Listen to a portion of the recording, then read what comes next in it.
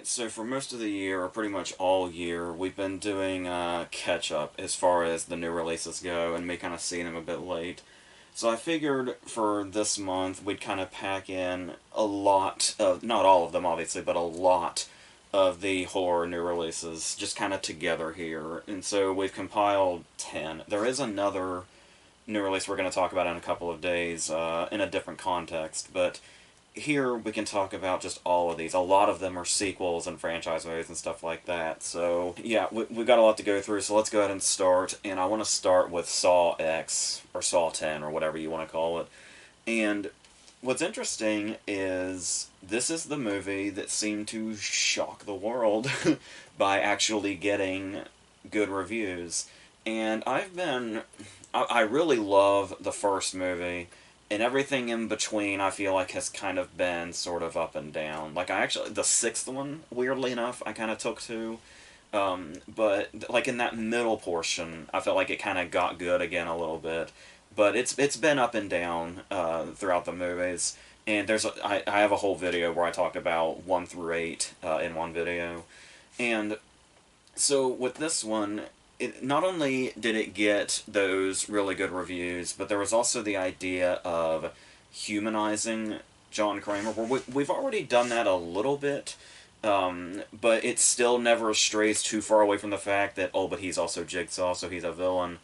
And it can be really, really tricky to do the thing where you see what a character is capable of, and you see what a character is capable of through multiple movies, and then you get to this point where they make you want to feel for him and feel like emotional towards him and understand him more, and that can be a point where it kind of jumps the shark a little bit, and it's like, do you really want you really want to humanize this character? But the difference with John Kramer in that scenario is that he's kind of always been in that position of, yeah, he's taking, like, this all comes from, like, a moral standpoint. He's still fucked up, and he's still, a murderer, whether you want to say, oh, but it's indirectly, or whatever loophole you want to go around.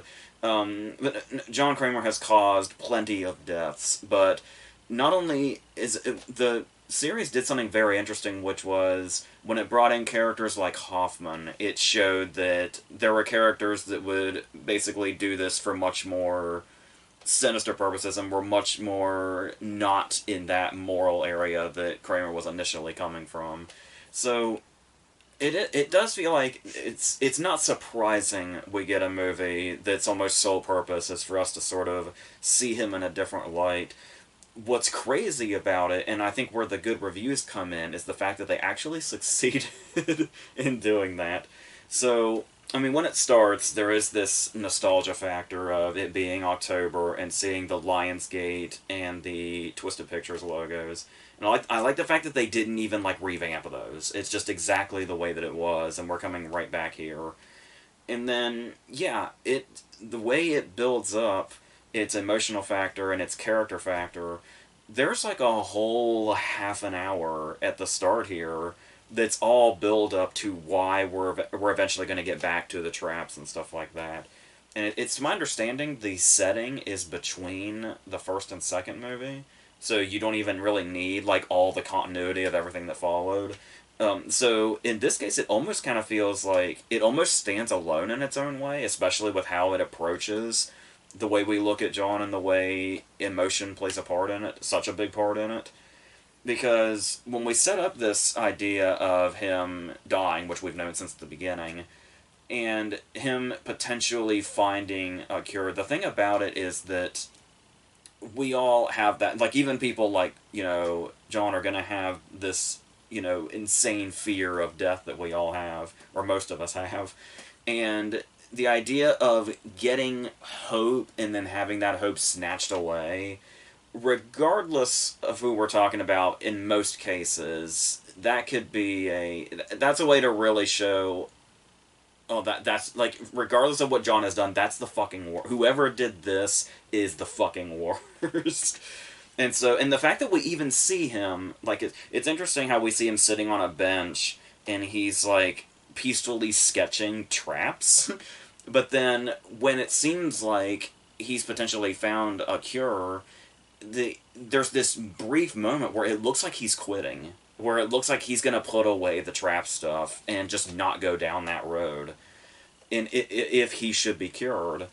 And then we set up all these characters that set up this whole giant ruse to basically just rob people and give them false hope and do this very elaborate scheme where they pose as doctors. And the fact that these people, who are just really, really the scum of the earth, and for most of them completely without remorse, that's kind of the perfect setup to put these people in the traps, and especially since the traps are intended to like teach people lessons if it doesn't kill them. And so it's kind of this, I'm trying to think if there's been instances before in the series where we see like people in the traps that were basically rooting for them to fail. Like at least to this degree, where there's one character in particular where it's like, this character is probably the most despicable antagonist in a Saw movie, and it's one of the victims, in quotes. It's one of the people in like the trap scenario. And so that's a really, they really found a way. It's like, how do you do a 10th Saw movie without just doing the same thing over and over again? And it's like, around every corner they found a way to take something that we recognize and then kind of turn it into something else and give it another kind of context. And it feels fresh again, weirdly enough. Something that you would have thought that this franchise is completely incapable of.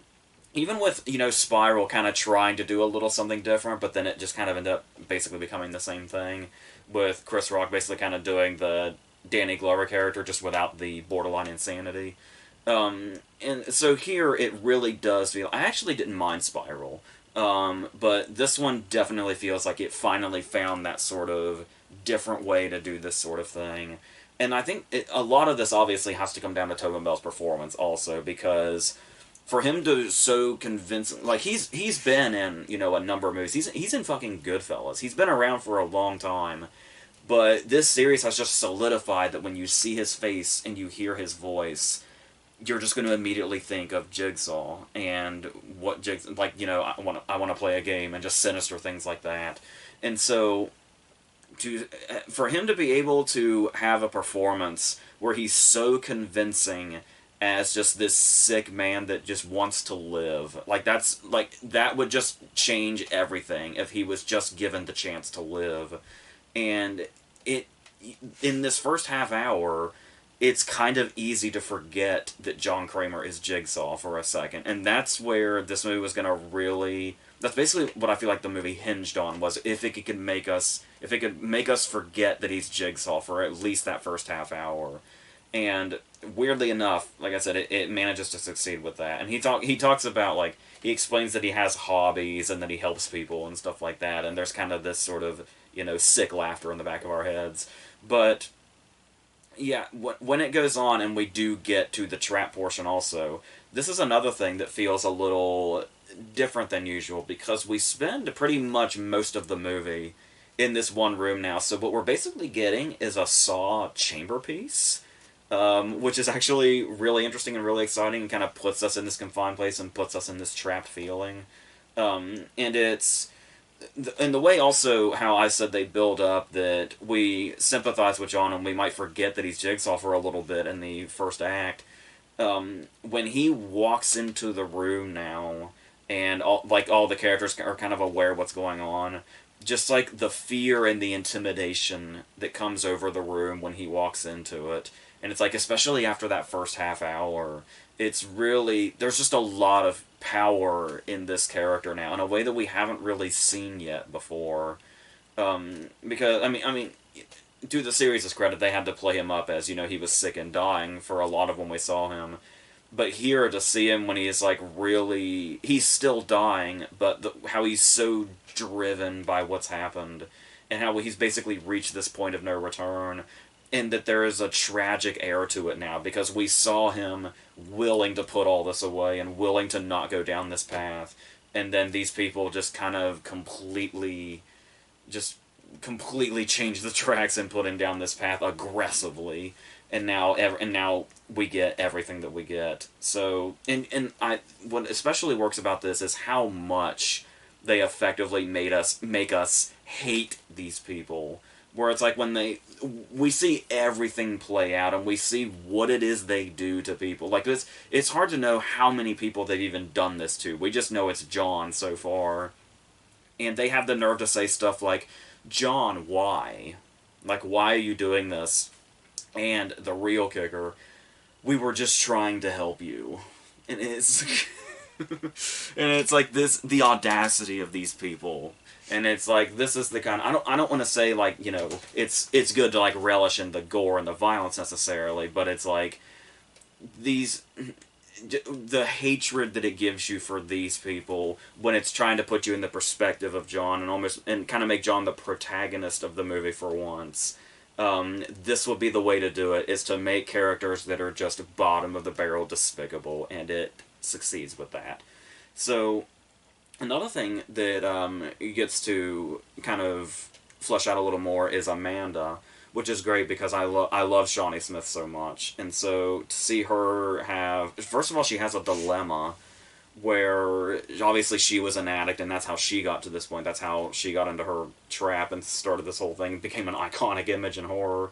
And then there's another drug addict within this group, and then that dilemma where it's like she knows where this person's coming from, she knows what addiction's like and how hard it is to get out of, and there's like this sympathy factor for one of them. And that's also a really clever way to deal with her character, and also just seeing like the actual like affection and concern she has for John as his health is still deteriorating, and this sort of like desperation to hang on to this. There's a lot going on in her also, which I feel like we didn't really get a lot of, despite how prominent her character is throughout. It seems like we kind of got just more of a ruthless side to her before, so much like John, to get this sort of human side to her and give her these dilemmas is really great development also. The one thing about Amanda that I didn't really care for was when everybody gets taken by a figure in a pig mask, as we know, and then there's a reveal that Amanda's in the movie, because of course she is. And for some reason, they rewind and they show us every single instance of the person being taken by the pig mask again, and an unmasking to show that it's Amanda. I feel like we could have just put that together, or maybe just show it once, I guess. But yeah, that seemed to oddly not, rely on the audience's ability to put that together. But all right. And yeah, so as far as the gore goes, it is pretty gut-wrenching, literally in some cases. There's a very practical use for intestines at some point. There's one moment that really got to me, kind of unexpectedly, which was when somebody is decapitated. And of course, I mean, obviously that's, it's a decapitation, of course that's not for the squeamish, but it's the effect in which they do it. Where we've talked about this before with the Saw movies, where it's like making like people say that this was like kind of the death of horror when Saw and Hostel and them came out, and it was all about the gore factor and the torture factor and stuff like that. But it's like there's still artists that work in movies that have to bring this gore to life in ways that will make you react, where it's not just like, oh my god, that looks so fake, this is hilarious, that make you have that reaction. People have to make that effect. And so that's where I feel like a strength in this series is, regardless of how hard to look at a lot of it might be. But no, this instance of not just the decapitation itself, but it was the head hitting the ground, where there wasn't much bounce and there was like real weight to it. It felt real enough, or what I would imagine is real enough, that I almost felt kind of faint when it wasn't even about the decapitation. It was the head hitting the ground that made me just sort of like get lightheaded. So stuff like that is impressive that they're able to do that. And then yeah, they do kind of back that up with the body itself at one point looks like really fake. So there's that. But when those moments can come in and make everything feel real, as unpleasant as it is, that's effective in itself, and I don't think it gets enough credit for that. even though I completely understand the sentiment of, you know, what happened to atmospheric horror and creepy horror. It was all kind of gory there for a while there. But here, this finds a way to really do the story and the characters and also the gore and how everything can sort of live in this weird fucked up harmony. um, and it ends up in another sort of big moral dilemma for basically everybody involved, for its climax in this really effective way that we kind of built up to nicely. So yeah, I would say the praise for this is earned. It isn't just a, oh, well, it's slightly better than, you know, the other entries or whatever, so we'll give it a pass. No, it's like, it's actually genuinely good and genuinely really thought out. And like I said, the performances especially are really up there also.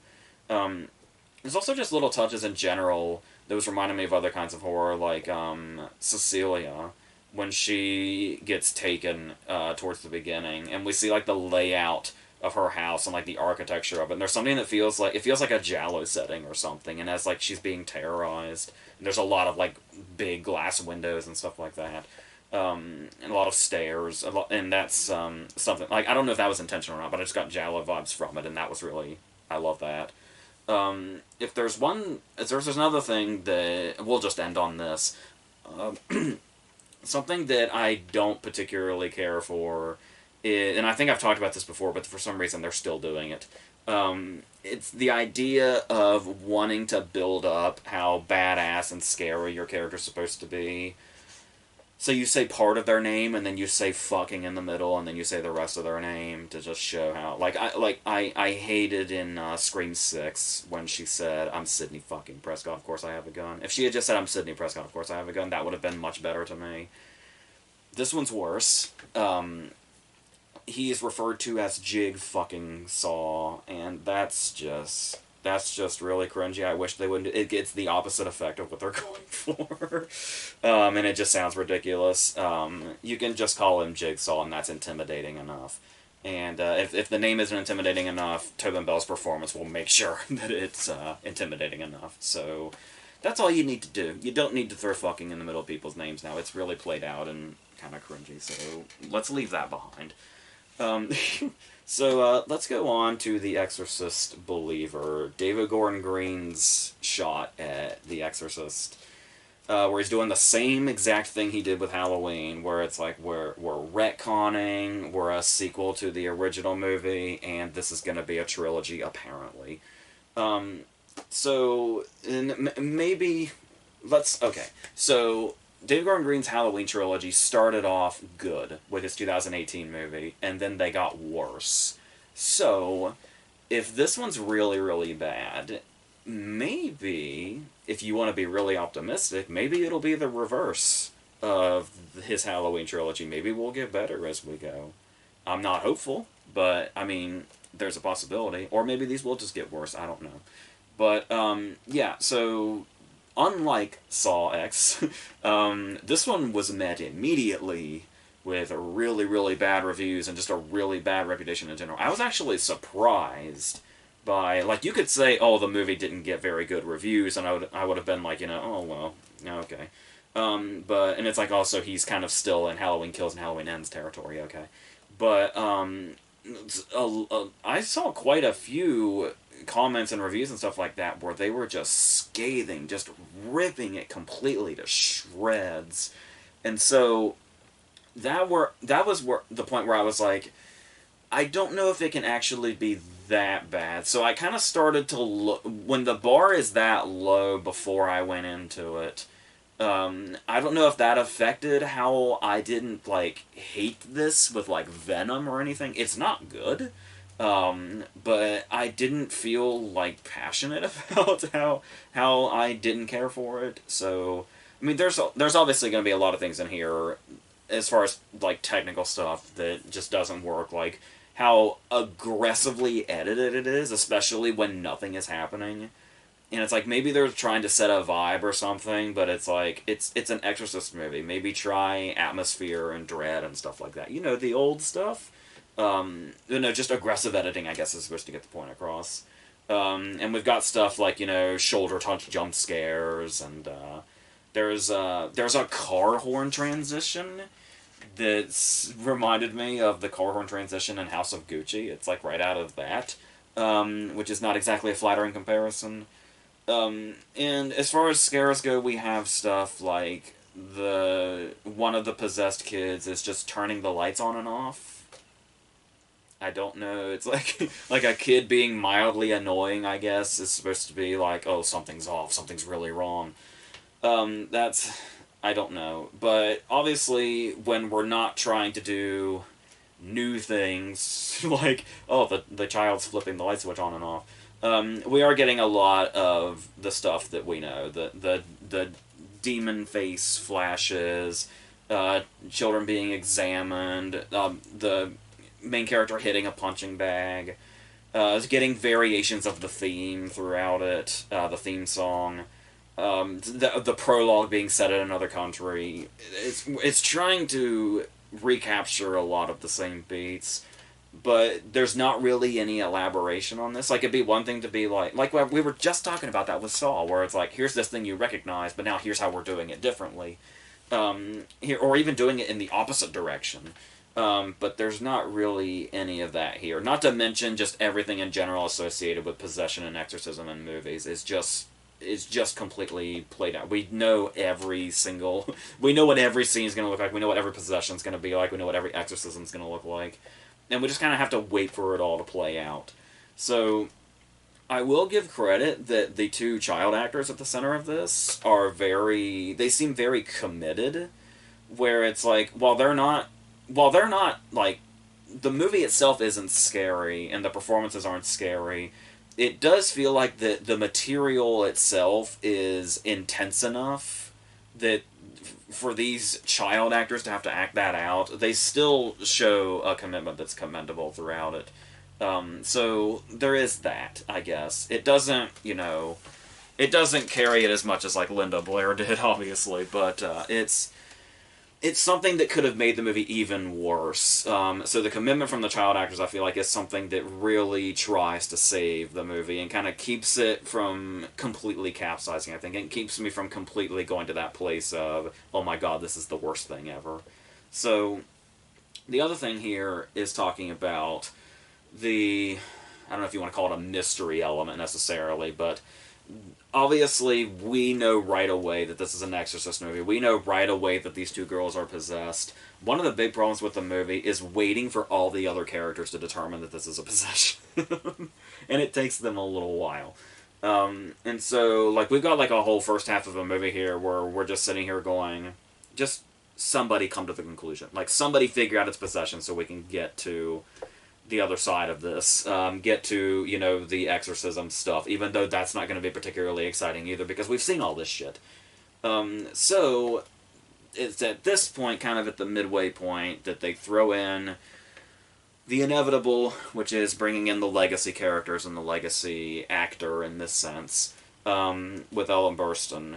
And it's already been on record that Ellen Burstyn said she basically did this movie so that something about a school for actors or something like that is what she put the money that she got for this towards.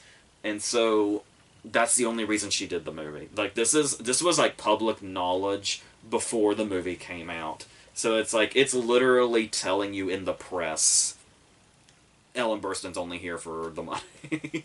So, and that's what we're gonna get. So, I mean, but even if it's a paycheck performance, it's still Ellen Burstyn. So there's still something in here of quality.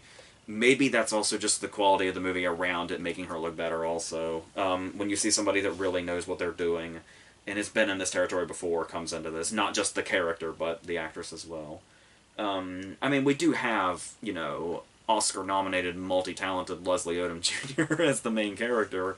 But there's just not a whole lot. He's just put in these generic horror scenarios, and he has to have, reactions to the lights flipping on and off. And he has to react to the shit that's not effective, so he's doing what he can. But it is when Ellen Burstyn comes in to where it's like, okay, there's somebody here that has done this before. But, and she has a good line here where she says, I didn't witness the exorcism, but I did witness the possession. To show that she doesn't have the full experience, but she's got enough. And her delivery of that sells that enough. But then something happens, and David Gordon Green takes over again, and we come back to Halloween Kills, where I don't know what David Gordon Green and his writers' obsession is with bringing back legacy characters just so they could spend the entire movie in the hospital, like he did with Laurie in Halloween Kills. I don't know. I don't know, but also when that happens and Ellen Burstyn is kind of out of commission essentially, we need like the big exorcism scene. We need more people in this exorcism scene. So there is a priest character that has like kind of a last minute arc that they put in here. But there's also a character, when you talk about last minute, the woman he meets in the cemetery, where it's almost like he's going around randomly and recruiting. It's like the scene in Old School when they drive around in the van and just aggressively pick people up and throw them in. That's basically how this exorcism group is put together. And then we get to our climax, which is another goddamn exorcism. And like I said, exorcisms have just been it's not just that exorcisms have been played out in movies. They've been played out for a long time. Like, for at least the last 20 years or so. Like, there's never been a moment where it's like, it's exciting leading up to the exorcism. You're wondering how the exorcism's gonna go. There's rare instances, like, like The Conjuring has an exorcism and stuff like that. But the exorcism is never the high point of even the good movies that have exorcisms now. The exorcism scenes are not the high points. So that it's just a played out scenario in general in these scenes. Though I will say, the movie actually kind of had me in the last 5 minutes, despite all of that. Because there is one direction it goes as it's ending that is surprisingly dark, and they commit to it. That was kind of surprising and left me with this sort of uneasy, I don't like how that feels thing, which is good. It's what you want from a horror movie. And then there's like an epilogue, and the thing about it that's very interesting, and there must be something to it.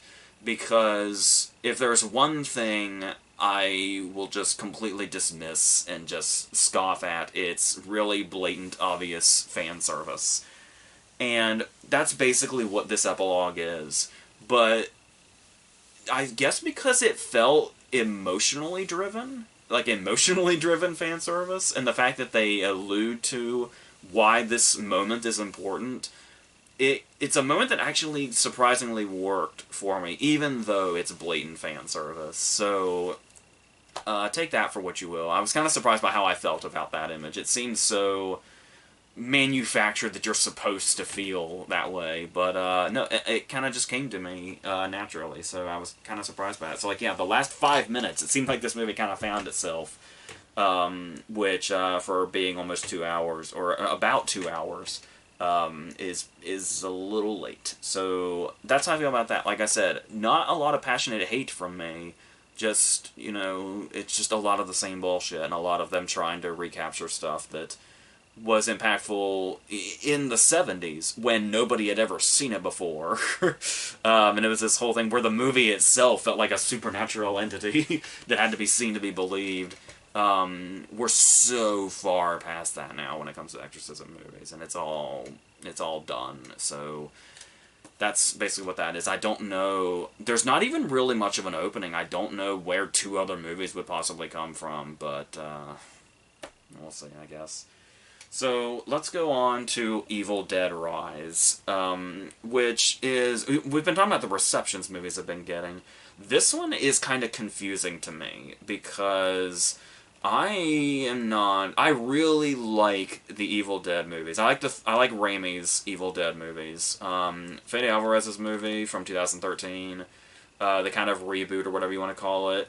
That one was a little much. Like, I can take a lot of gore, I feel like, but that one, I haven't watched it since the theater 10 years ago, and I don't really have much of an intention to, despite how much I loved Jane Levy's performance in it.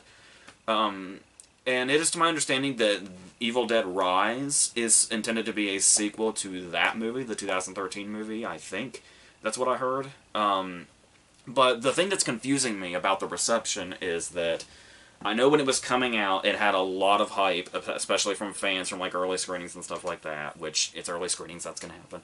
But then as it was coming out, like people were really satisfied with it and how crazy it was and how gory it was and how wild it is. And fans of the series were really taking to it. But then as it's gone on, I've also heard there's like a branch of the Evil Dead fan base that hates it and thinks it's not really, in line with everything else and doesn't have... I don't know exactly. I just know that there's Evil Dead fans that love this movie and Evil Dead fans that hate this movie. And I don't know... I have my own opinions because I'm kind of in the middle where I really, really like Raimi's movies. I'm not like... I haven't, I'm not like this massive, massive fan that's seen them over and over and over again.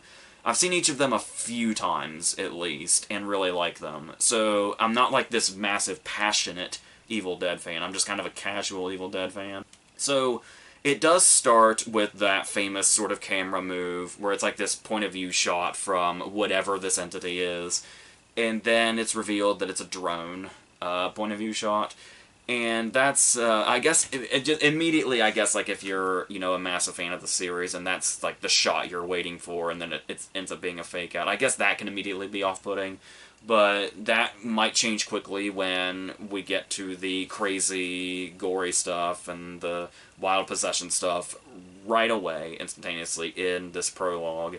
And then, once we've gotten past that, there is a long stretch where we just get to know this family, where it's the mother and the aunt and the 3 children. And we get, their backstories, we get, what sort of pain they're coming from, what kind of family turmoil they've been involved in. And there's a lot of time is spent on this, and I feel like that is a good thing, to focus on these characters and make them feel like real people before the insanity happens. And then, after a good stretch, there's an earthquake, and they find the book, and then, obviously, it becomes an Evil Dead movie pretty quickly. I like the detail, especially, where they're listening to the recording, and while, everything's being said and read, there is a voice in the background screaming that the book needs to be destroyed. And it's like, so all the warnings are there right away, and it's like, if that's not ominous, if that's not like ominous to what is about to happen, that somebody on the recording that you're not supposed to play anyway is screaming in the background, end this now. That's a good setup for giving it this sort of doomy feeling right away, even though we know more or less what's about to happen. So what's great about that also is we do get that camera move again for real this time. Where it's like the point of view shot, but it's like through the city, which is something that we don't have. We're so used to like the cabin in the woods setting and going through the trees and stuff like that. It's interesting to see that going through a city. It feels more sort of larger scale, hence more dangerous and scary. And then we get a lot of scenes building up to, because obviously the head that this is going to come to is the mother Ellie. Being possessed and turning into a deadite. So, to get to that point, we do have this elevator scene that elevators just fuck with me anyway, but when we have, like, this sort of unseen thing and, like, this breathing and growling, like, kind of coming from all directions, and also being in this enclosed space, there's something about that can really get under your skin, and also when we get it's the same sort of point of view thing, like, from the entity's perspective, but it's, like, slower, and, like, the pushing is slower, and it's, like, when it's at a tilt also, that's, the way it really builds up, and you can really sense that, makes all the sense when this just explodes into this gore extravaganza for the next hour. Like this, it felt like we really slowly built up to it. Even when the supernatural forces were starting to come in, it still felt like it was slowly building itself. And then, yes, basically the entire last hour is just one big gory explosion. And so it goes from there. Which is well done. I remember Bruce Campbell in particular when he was doing the rounds promoting this, something he talked about a lot was how much he loved the pacing of it and how the way it utilized its runtime. It's really swift runtime. And so that is as far as how it utilizes the runtime, where we do have, it does seem like you could call it like a non-stop movie, but it does have that whole first act where we're just meeting the family. And I do wonder if that's the purpose of the prologue, because it's not a secret by any means that the prologue is what happens after. So like the prologue is actually the epilogue, but they put it at the beginning. So I don't know if they just thought audiences would think it was moving too slowly when we met the family, so they did that. But that's the only way I can think of, because you're basically just like there's no real sort of, like, there is a wraparound, but it feels like it's supposed to be this big reveal, but we already know, because it even tells us the time frame that this happens after the fact. So that was odd. But like I said, I feel like you can trust audiences more than that. To where prologues don't have to necessarily be actiony and gory before you do the character stuff. So, talking about the character stuff and getting to know this family so well before everything goes down, there is the question of when you put, because the idea of introducing the family seems to be giving it the emotional core so that you care about them while this is happening. But the thing about it is, these movies are intended to be fun, and like Raimi's movies especially have so much comedy in them. The question is, can you have an emotional connection to these characters that horrific things happen to, and it still be fun? That seems like a really, it's definitely a tightrope walk as far as that's concerned.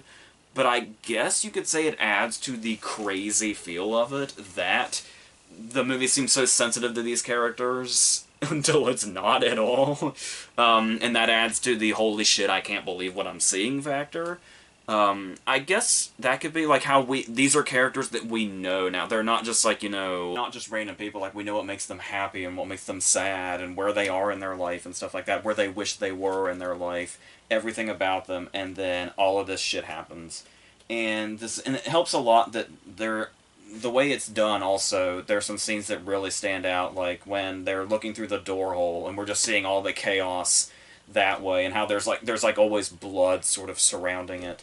I remember getting really pissed off all the time at the... Usually I try to avoid ads in general and trailers in general, but these in particular were really confronting. And so I think with the actual intention of jump scaring you, especially like for YouTube ads, these ads for Evil Dead Rise would start with that image of Ellie right up in the door hole, and that's just wrong. Just fuck you guys for that. So, but that door hole scene is a very, very sort of cool sequence in a way to where it gives us the gore, but it doesn't feel like it doesn't feel like it's overbearing about it in the way that I thought that 2013 movie was, where it was a little too much. Like, even for an Evil Dead movie, and I know I know the bar is so high as far as your gore threshold should be when you come into movies like this. But here, for the most part, this one, I feel like maybe this is just my 10-year-old memory of it. This one's gore feels a little bit more downplayed than the gore in the 2013 movie. Maybe I'm not remembering the 2013 movie well enough, but that's what I take away from this. But like I said, I know that's what you're supposed to want when you come into these, so I can appreciate that they went all in the way they did also. So, and especially when we get to that there is a final creature of sorts where it's, it feels like a cliche to say Lovecraftian, but that's literally what it is. Like, that's the intention and everything. So, all of that, where it just sort of comes to this, like I said, it starts kind of, take the prologue out of it, it starts with just the family, and then there's a big explosion, and then the way that explosion just builds into its total insanity is well done, and what this movie needed to do. So that's pretty much how I feel about that, and how I can appreciate it, even if I've not been like, a passionate Evil Dead fan throughout my life, but I like it well enough. And I feel like this is a good enough inclusion, especially if we're talking about going off the 2013 movie rather than Raimi's movies, but that's how I stand with that. So let's go on to Insidious 5, The Red Door. The Insidious movies are something that I was also never that passionate about. I didn't really like the first movie when I first saw it, but I've seen it a few more times since, and it's definitely grown on me more. And the lore that they open up and all the backstories and stuff like that is stuff that I've sort of opened up to more over time. Because I think when the others came out, they were all reviewed on this channel at some point, but my memory was kind of vague of them, and I don't think I was very kind to them. So, to prepare for this one, I decided to go back and do the franchise again, but I did it in chronological order, so it was 3, 4, 1, 2, 5. Just to see if that kind of really sort of set the scene. And what's funny about that is it turns out that it's pretty much totally unnecessary, at least as far as the second movie goes, to sort of refresh your memory, because this movie is basically just one long recap of the second movie. So, and to the point that the whole movie kind of feels unnecessary. And the fact that it's supposed to be this sort of big, satisfying conclusion, it's kind of undermined by that. This is also the directorial debut of Patrick Wilson, which is promising because obviously he's especially been on a lot of James Wan sets, so he has that going for him. But changing the director and then changing the writer, because obviously Wan did 1 and 2, and then Leigh Whannell did 3. I don't even remember who did 4. But like Leigh Whannell, this is his chance to this is a franchise I've been in for a little bit, so this will be my practice round for directing, and we'll see what happens. And much like Leigh Whannell, it's basically just do your best James Wan to get through the movie, and then maybe you can do your more original stuff where you find your own voice. So that could be what that is. The problem is that this is the first movie that's not written by Leigh Whannell, and that's something that really shows. Where even if the other movies have certain weaknesses potentially in their writing, you still get the sense that this was not somebody that it didn't come from the same mind. Essentially, Leigh Whannell's got a story credit, but that's apparently pretty much the extent of it. And obviously, Tucker and Specs are only cameos in this one, on a video no less. So, looking at this from the writing standpoint, the writer is the guy. He was one of the co-writers on Halloween Kills. He was one of the co-writers on The Exorcist Believer that we just talked about, and the Firestarter remake from last year that was absolute dog shit. So it's very interesting to me how I don't know who this guy knows. I don't know what his connections are, but this is where we are with horror movie sequels and remakes and stuff like that with this guy writing. So I don't know. So it does take place 9 years after the second movie. So we have adult Ty Simpkins now, and Patrick Wilson and Rose Byrne looking exactly the same. And so Dalton's going off to college now, and basically the second movie ended with their memories being repressed, so now things are slowly starting to crawl back into their minds after that. A lot of the focus is this sort of father-son turmoil going on between them. And there's a kind of emotional factor there, but it ends up making the incorporation of the horror elements feel pretty forced in regards to this, and how this is going to make their connection sort of grow again, I guess, and how this is going to play a part in them coming together so that the demons can be beat, etc.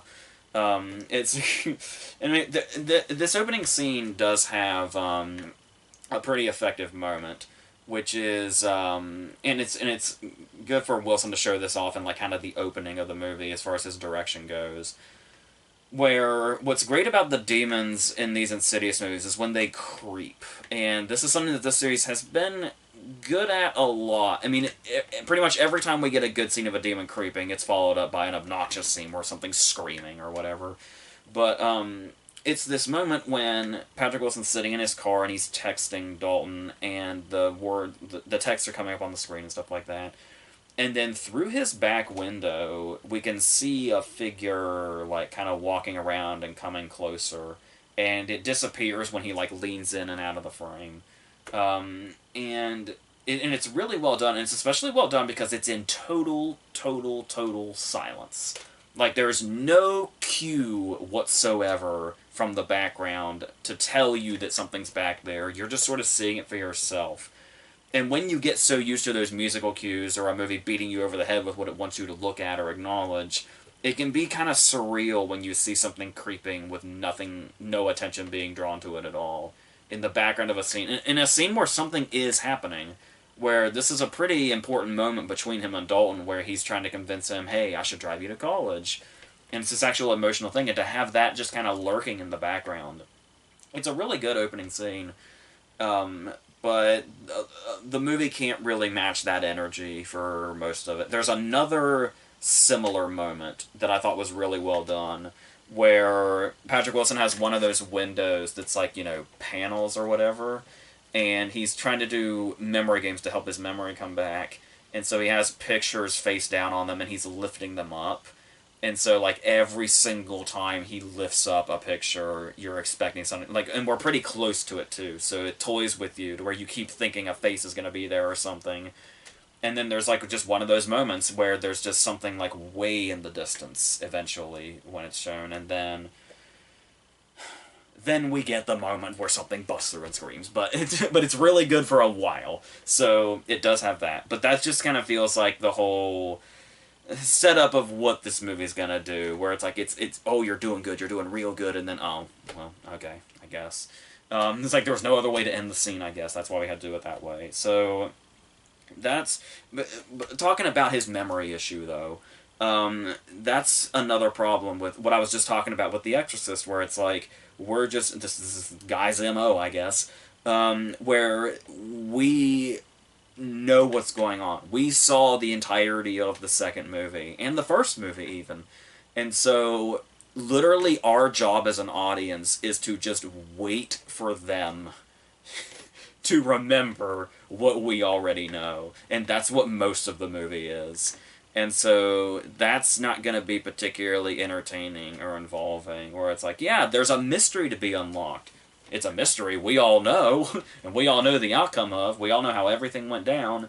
Now we're just waiting for them. They do add this element of Patrick Wilson and, like, his dad, and how that factors in, but that kind of feels like an afterthought. I mean, it's the connection because of him and Dalton and all that, but there's no emotion here to be felt. Like, you get where you're supposed to feel the emotion, but it's just kind of not really there, especially since you're basically just watching the second movie again through the eyes of the characters that don't know what's going to happen. So it's, I don't know, maybe when you describe it like that, I suppose there could be a way to do something like that. That could be entertaining in some way, but, like, to where we know and we just kind of have to wait for a character to find out. That's something that can work in the right context. But when it's the entire movie, and the fact that we've already watched the second movie, so we don't need another movie to just do the second movie again and show us, it grows tiresome really fast, and obviously takes out suspense. Like, there's not much suspense here at all. There's another decent scene where Patrick Wilson's getting an MRI, and he's eventually going to have a vision inside the machine, which is like, that's a sort of claustrophobic feeling anyway, and then the way they execute that it's fine, and the way they build up to it is fine. But for the most part, like I said, the fact that this is a movie that's supposed to be a conclusion, and a satisfying conclusion at that, of everything we've seen beforehand, it still feels like there's a lot of stuff that wasn't even really that touched on.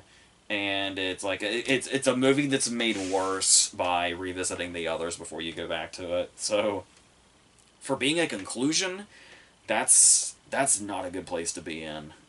So that's, and it never felt like it was expanding either. And the final confrontation is very underwhelming. And so, like, when you're waiting for characters to come back and you're expecting to have this sort of big explosive moment between them, there's it all feels surprisingly half-assed. And it's like, and I know people thought that, like, kind of when they were in this sort of part of, like, in the first movie, like, when they're in the actual lipstick demon's lair or whatever, people thought it was like, oh, you're kind of showing too much or something. And it's like, well, now that that's kind of, it's like, what else are you gonna do now that we're at the conclusion? But it all feels, oh yeah, I didn't mind that portion of the first movie, but here it feels very, I don't know, just like we've been down this path, because we have been down this path. So that, and I guess that's the point, is that we're going down the path, but what's that do for the audience? Like, what are we what are we supposed to get out of this? I don't know, because our memories of the second movie weren't completely taken away, so I don't know. And as far as the family dynamic goes, there's not much here because they split up. The other kids are barely present at all. Rose Byrne comes back in. She's at the beginning, and then she comes back in really late, and she's basically here just to recap the movies for Patrick Wilson. So it feels like a lot was thrown away here. You know who gets a lot of screen time though is Dalton gets a comedy roommate, and so that's, for some reason, a lot of time is spent on this character. I don't know if it's supposed to be development for Dalton, maybe, but not really. It's like, once again, you get what the purpose of this character might be, but it doesn't really. They don't really serve that purpose, so that's unfortunate. And if there's, as far as, like, introducing new demons, if there's one thing that's the one time they fucking cheated, because obviously I've mentioned many times over that I have a crippling vomit phobia, and so to have an entity or whatever, or a ghost that's whole thing is that he's projectile vomiting, that's just fucking cheating. So you can't you can't say, oh, you got into my deepest fears. That's just cheating. So fuck you. So the only thing I really am interested in talking about when it comes to this movie is where Patrick Wilson's directing career will go. Because, like I said, like with Lee Whannell, yeah, he started with Insidious 3. It just felt like an Insidious movie, so it didn't really matter. But it was like a practice round. So then he came out with, like, Upgrade and The Invisible Man, and it's like, oh shit, Lee Whannell's a fucking director. He can really, really do this. And he has, like, his own vision, and it's great, and it's exciting to see what he's gonna do. And I wouldn't doubt if this was maybe just, Patrick Wilson's practice round, like that was. So, and the fact that, you think about the directors that Patrick Wilson's worked with. Like, on top of, he and James Wan being, joined at the hip practically, there's, like, Todd Field, there's Mike Nichols, there's Jason Reitman. He's got a lot of experience on a lot of sets with a lot of different, diverse, talented directors, sometimes legendary directors. So I'll be really curious what he's learned throughout his career that he can put into a movie that's kind of all of his own, when he tries directing again. So I'll be curious to see. My mind will certainly be open. I would say I'd especially be cool if he took, like, the stuff he learned from, like, Todd Field or Nichols or something and made, like, a domestic drama. I wonder how he'd handle that. And you can see elements of that in here with the family. It's not very present, but it's something. It's a starting point.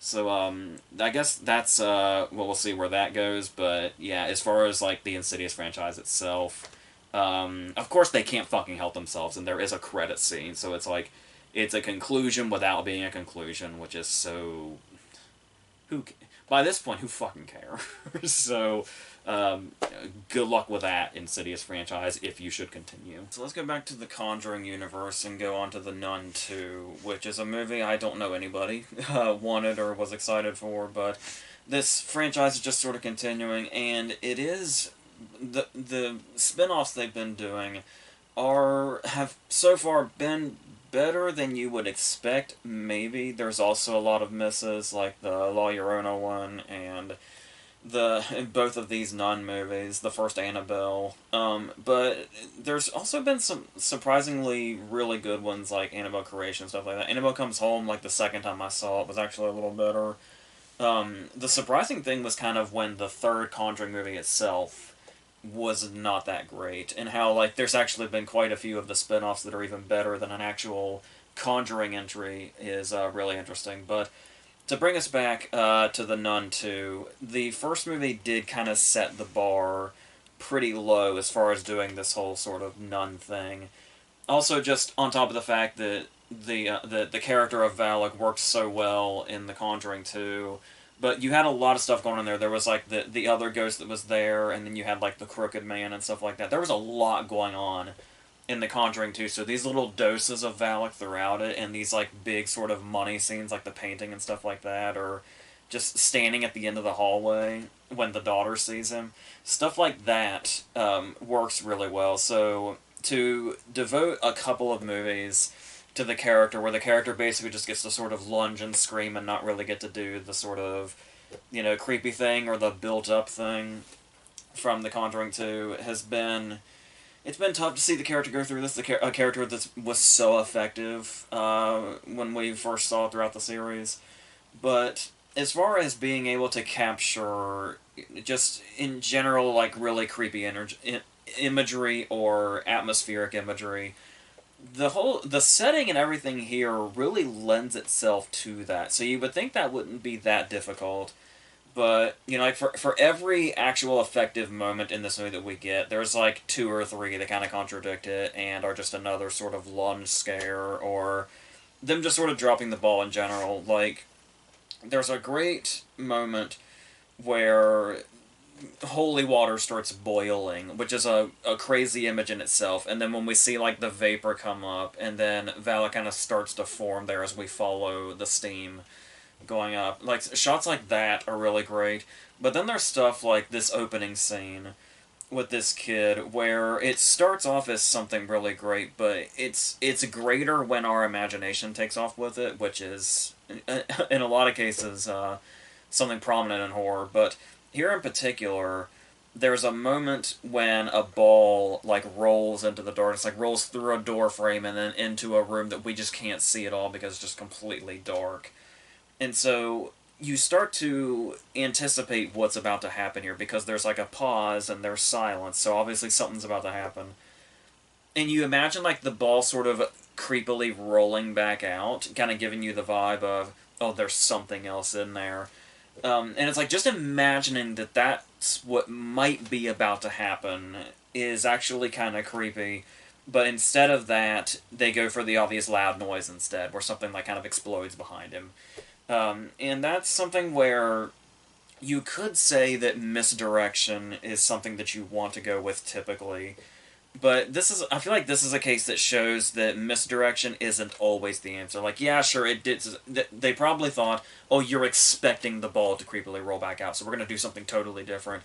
But I don't know. I feel like in this particular case, going with the obvious would have been probably the creepiest way to go. Then we meet some of the characters. We have the characters that are returning, like, I'm still trying to figure out if casting Vera Farmiga's sister as this character is supposed to connect her to Lorraine Warren in any way, or if it's just this weird bit of casting that's, I don't know. But we do have her back, and we have Frenchie back from the first movie. We don't have... Apparently Damien Bashir's character died of cholera in between movies, which probably just means that Damien Bashir had better things to do.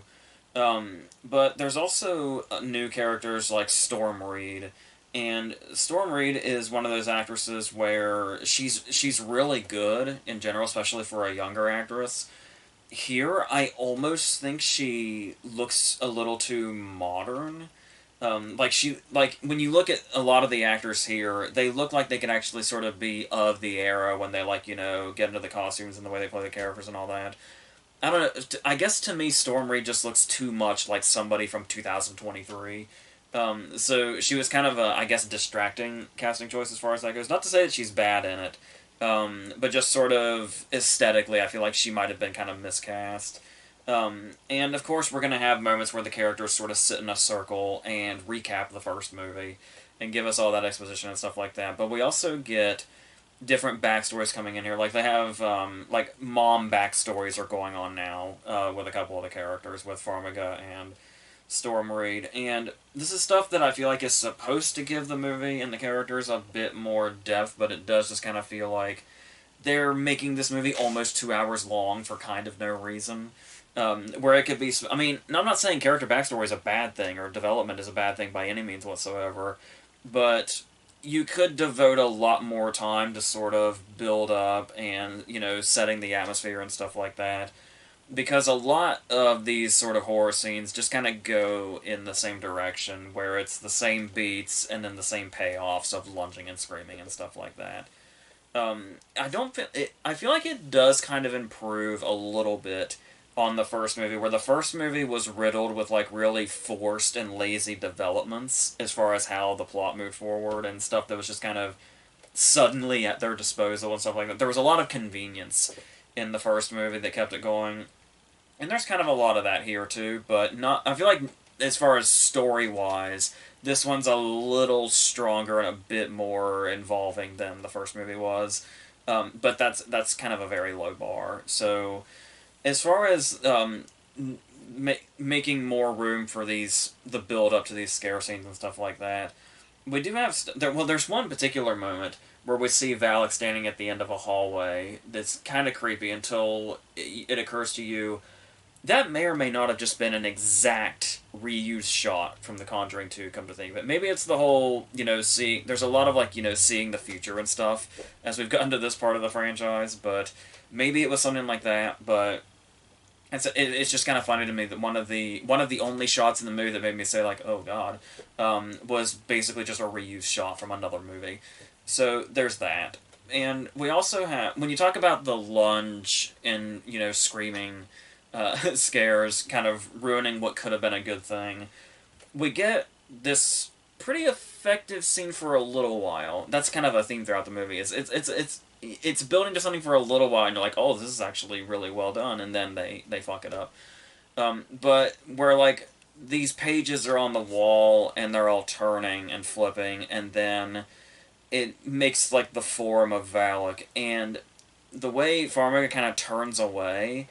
And we see, like, a quick turn down the hall. And the way the camera moves so quickly with that turn, you expect to see, like, Valak there or something there that's going to scare her and ultimately us if it's successful.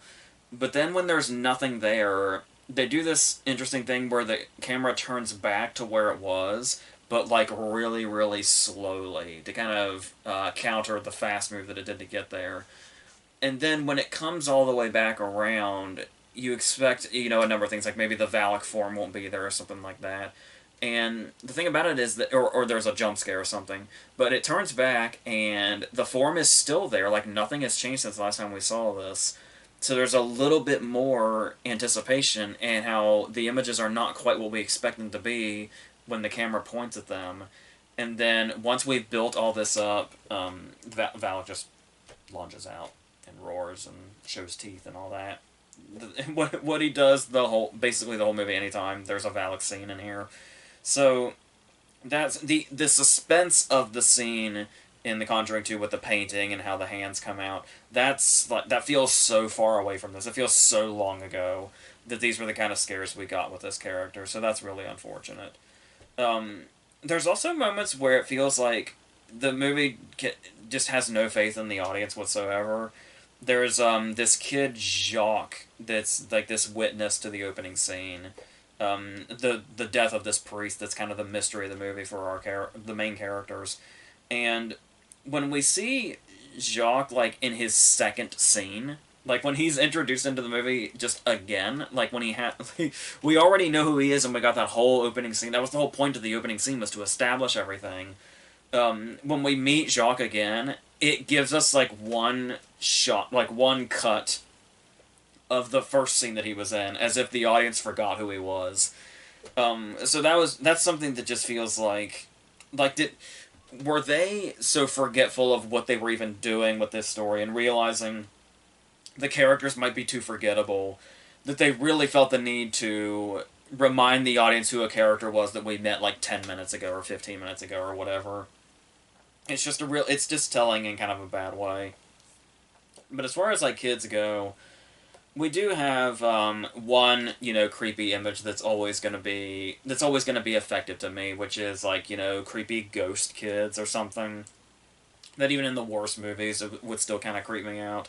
And it's just another demonic manifestation, but if it's the ghost kid vibe at all, that'll just kind of inherently creep me out, I guess. So I can give it credit for that. But then we also have something going on here with a goat, where it was almost like they were thinking about Black Phillip and the witch, and the question that was raised was, what was Black Phillip missing?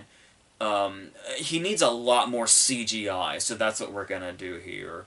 And it's like when we have the CGI werewolves a couple of times in the series now, that was it looks a lot like that, like just really fake and animated, and takes away any sort of power that would come from bringing in those kind of entities into this franchise, which is something that it could have really benefited from, was really going in on bringing in different monsters and stuff like that. It was really exciting, I remember, when they talked about bringing werewolves into it, and then it's just this. It's a lot of this CGI bullshit, unfortunately. So, as far as giving it any credit, as far as how it feels, like if there's any sort of fun factor to it being a horror movie with a lot of, like, attempts at big scare moments, it does, like, it feels like a haunted house ride at times, especially as we're getting closer to the climax, but it just feels like there's so much potential for so much more than that, given what they have to work with here with the material and the setting and the atmosphere and all that.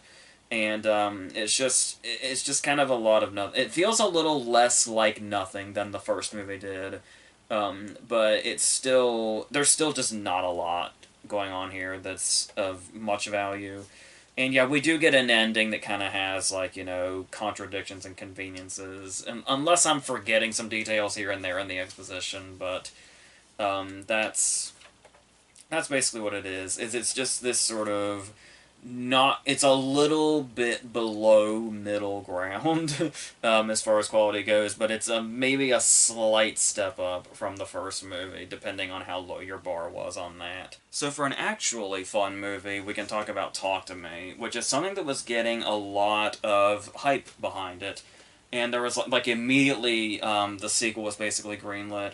And it was one of those movies where I was kind of afraid, because usually I'm, like, right there and I see movies as they come out, but since I've been so behind this year, there's been a lot of movies that kind of take off and become, like, a phenomenon in their own way, and I'm, like, catching up to it. And I see the worry a lot of people have, where it's something having to live up to that hype. And this is something where I don't think I really knew enough about the concept for that to be to like, hinder anything too much, where I didn't, like, go into it with, like, big expectations or anything. I just knew that people were really taking to this movie and talking about it. And so going in, when it first opens with this really sort of fluid long take of an opening, and what transpires in this long take of an opening, I was immediately. I've talked so many times before about how the long take does feel like it's really run its course and people are just milking it at this point. But here in particular, it does draw you in a way and makes you really wonder what the fuck just happened. Then once that sets a tone, a very specific tone, that's when we start meeting our sort of main characters, who are led by Sophie Wilde, I think her name is, who is great in this, and I think it's, like, her first movie, which is, like, insanely impressive.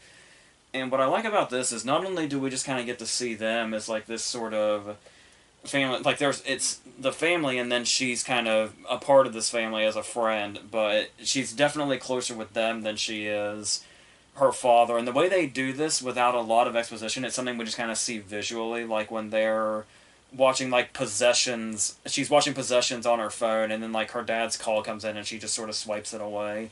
And how that just kind of tells us everything we need to know about her relationship with her dad, while also pushing the possession plot forward and kind of showing us what the character's about to get into.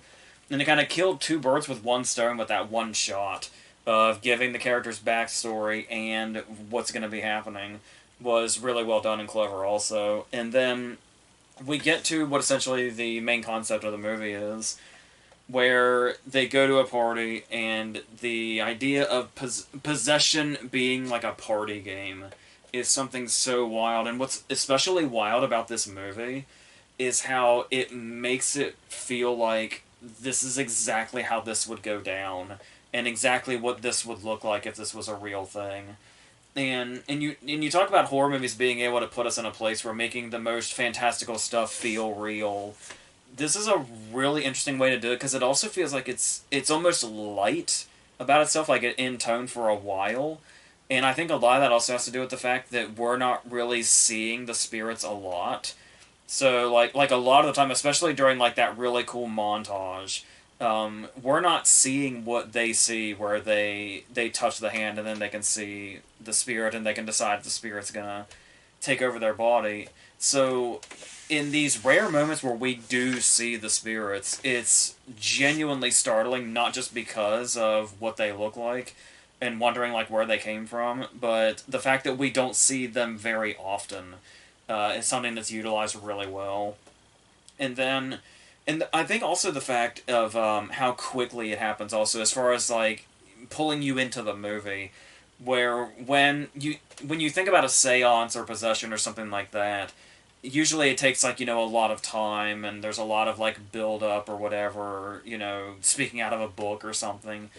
And so the first time somebody grabs the hand very early in the movie and the vision is just instantaneous, is like that immediately gives you the vibe that this movie's gonna feel like a ride. But like I said, also the fact that it feels grounded in its own sort of reality, where it's like if this were happening, and like the way the seance starts and like everybody pulls out their phones and starts recording, where it's like everything feels like this is exactly how this would go.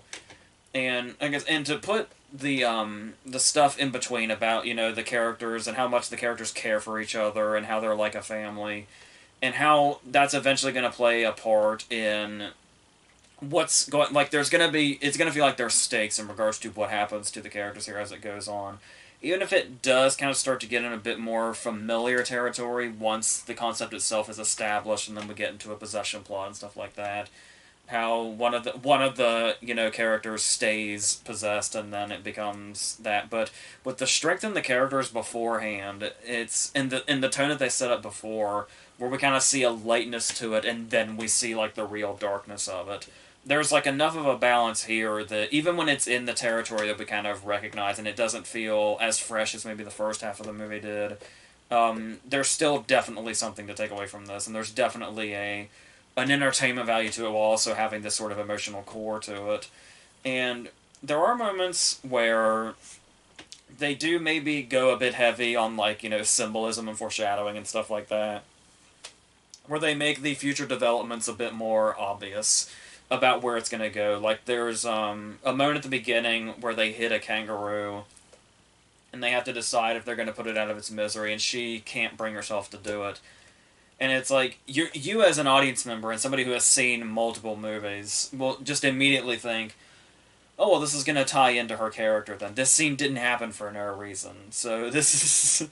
and stuff like that, where it's like, I can appreciate it, but it's all kind of obvious at this point. And it's like, when the scene comes that echoes that moment and is the reason that scene was in the movie to begin with, it feels like the scene as it plays out towards the end would still have made sense without that build, without like having to feel the need to establish this is the character and who she is and the kind of decision making she does. And it's like, I honestly don't even think it would have changed anything if we didn't even have the kangaroo scene, and we would have just gotten that from when she's put in a particular position by the end of the movie. So that felt a little like they were, they kind of wanted to be Get Out a little bit, and they wanted to have the moments of, oh, this pays off in this kind of way with the deer scene in Get Out and stuff like that. And it's like, you want to have that revelatory moment, and it's like, I don't think you needed that here. That was it was a bit overkill, I think, and maybe trying to be a little too clever when the concept itself and what they're doing is already kind of clever enough in itself that they didn't really need to overcompensate. So Stuff like that wasn't really that necessary, but I do also like the inclusion of untrustworthy spirits, where we might bring in spirits that the characters sort of recognize, but the idea is this spirit trustworthy? Is this spirit even who they say they are? And bringing that factor into it, where the characters don't know what to believe, so we don't really know what to believe.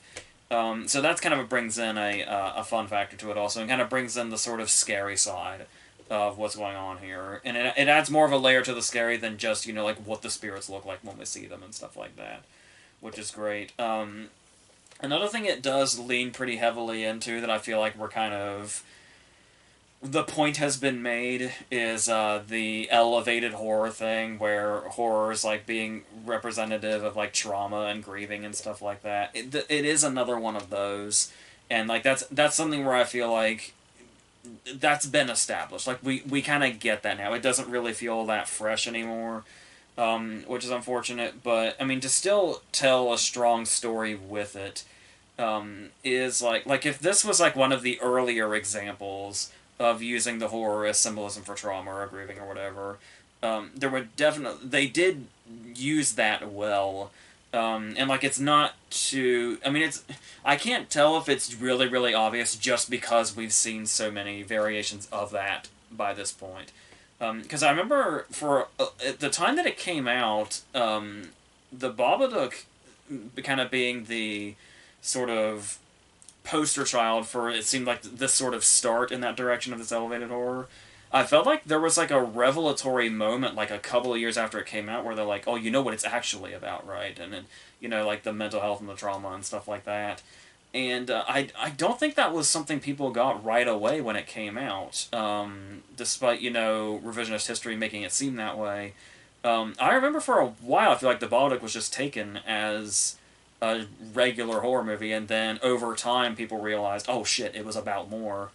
And so yeah, now that we've kind of we're past that revelation now, it does feel like that doesn't hit as hard and doesn't feel as deep as it maybe would like to be. So there is that, but I mean, still, regardless, it still works on an emotional level because we do care about the characters, and I think the performances, especially Sophie Wilde, really help that and make that work, regardless of this whole concept. This is the concept of the double meanings in horror not really feeling as fresh now, but the concept itself of turning possession into a party game and then the dangers of that and all that, that's something that's really fun also. So and the pacing is really well done also, and it's something where once you're sucked into this movie, you're gonna stay with them. But yeah, I had a lot of fun with this one, and I especially really love that concept and the fact that it didn't just bank on its concept and then give up. Like it really found ways to utilize it and keep its emotion and its heart in it as well. So I do really like this. So let's go in a different direction. Let's kind of curve a little bit and go into Haunted Mansion. Haunted without the because the is the Eddie Murphy movie apparently. So with Haunted Mansion, we do have something that I've talked a lot about. We don't really seem to have that often anymore. And it's the kind of movie that I miss, which is these sort of seasonal family movies, like family movies that kind of have like the Halloween feel and stuff like that, like Hocus Pocus used to be, or like a couple of like the Disney Channel movies used to be and stuff like that, like Halloween Town and stuff like that. We don't really get those now. The one movie, the most recent movie I feel like I've given credit for kind of resurrecting that a little bit was The House with a Clock in Its Walls, where I'm not in love with that movie or anything, but it just had enough of a seasonal vibe that it gave me this feeling that I feel like it's the kind of movie that I miss seeing. And so this is kind of filling that void a little bit. A little bit. But as far as like having the concept of the Haunted Mansion and how you bring characters into that, without just kind of doing, the Eddie Murphy movie. The Eddie Murphy movie obviously is another one of those kind of low bars. But here, to bring in a full-on cast with Lakeith Stanfield and Rosario Dawson and I guess Jared Leto, but we'll talk about that. But Danny DeVito, I guess Tiffany Haddish. There's a lot you could really do with this, I feel like, with this particular cast.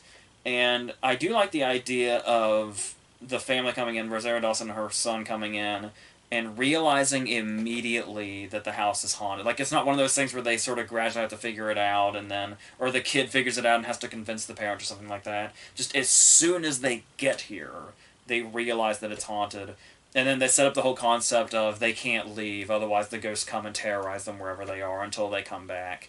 And I also like the fact that the ghosts aren't particularly funny. Like, they're actual ghosts, and it's the characters, like the human characters, that are the funny characters. There are some interactions with ghosts and Owen Wilson towards the end that he has with them, where they can be quite funny. But yeah, for the most part, the ghosts seem to be being played pretty straight, which is an interesting choice and an unexpected choice, which is kind of welcome. And there are cases where I kind of thought the movie was going to be going in more interesting directions than it was. Like, when Lakeith Stanfield first gets to the house, and Rosario Dawson stops him outside the gate, and she says, like, you know, before you go in there, you have to know that what you're about to see and what you're about to experience will change your life forever. There is no going back. And what I really liked about that moment was it was like establishing something that you don't typically see in horror movies, where it's like characters come into movies say like you know, most of us in real life, where it's like, you know, I don't believe in the supernatural or ghosts or anything like that, and it's like, what happens to your psyche once it's proven? And so it's like, for her it seemed like she was building it up to say, you know, once you realize ghosts exist and you have experience with them, your life is never going to be the same. But it turns out that I don't think that's what she was saying. She was talking about the fact that once you're in here, the ghost won't let you leave. So that was kind of a letdown, where I was really psyched about. I thought that's what her dialogue was referring to, but no, it's just that. And so we get like the Mariner ghost that follows Lakeith Stanfield home, and there's this whole sequence that basically feels like the SpongeBob episode where the Flying Dutchman was staying at SpongeBob's house until SpongeBob got tired of him doing his ghost things. Is kind of what it turns into for a while, until Lakeith Stanfield goes back to the house, and then it just kind of becomes this sort of, like we were talking about with the Nun, where like it feels like a ride, but this one obviously makes more sense because it's based on a ride. But there is one thing about this where I feel like I should be praising this movie, but I feel like this is actually where it falls short, which is when it has this emotional storyline going on, where Lakeith Stanfield's wife has died, and so that's kind of what's drawn him in. I mean, he doesn't believe in the supernatural now until he meets the ghosts, but there's something drawing him into the paranormal, and we learn it's, you know, this, you know, desperate connection to have, this desperation to have a sort of connection with his wife somehow, some way. And so there is something here, but a lot of the movie is invested in this. Like, a lot, like, I mean, to the movie's credit, I love the fact that it gives Lakeith Stanfield the opportunity to, like, really act. Like, in a way that you wouldn't expect in a movie like this, where he gets to have some really dramatic moments where he talks about his wife and he kind of experiences his wife and stuff like that. Moments where the ghosts use his wife against him and stuff like that. And I appreciate that, and I love that we get to balance this out also, where he does get to have a lot of funny moments, and they're like downplayed in the way you'd kind of expect from Lakeith Stanfield, where it's like, it's just like little, like funny little reactions or funny little expressions, with only maybe occasionally kind of going big, but he can be so funny in just like these really sort of small ways. But yeah, like I said, they give him this opportunity to have a lot of dramatic scenes in this also. And while I do love that, I almost think the movie gets a little too committed to that and forgets that it's intended to be a fun movie based on a ride, and kind of have this sort of, you know, Pinnacle Halloween feel. So when it gets kind of buried in that, like, I feel like it would have been a lot better. You know those movies you see where you know they're one thing, there's something that's meant to be kind of fun and something kind of light, and then they surprise you with horror, like they kind of stealthily put horror into the movie and make you kind of feel emotional in a way that you weren't expecting. If they were to do it that way, where it kind of snuck up on you that the movie has a heart at the center of it, that would have been one thing. But like I said, the movie gets actually invested in the sort of dramatic part of it and the stuff with his wife and stuff like that, to where when it gets to these moments that are supposed to be like really big and emotional, it's, you know those scenes are coming, so nothing really hits you. So it's like if it was like, you know, a big, I mean, I don't want to say big special effects movie in like a positive sense completely, because I mean the effects, like a lot of movies like this that go this much into the effects, they will go sort of, up and down in quality.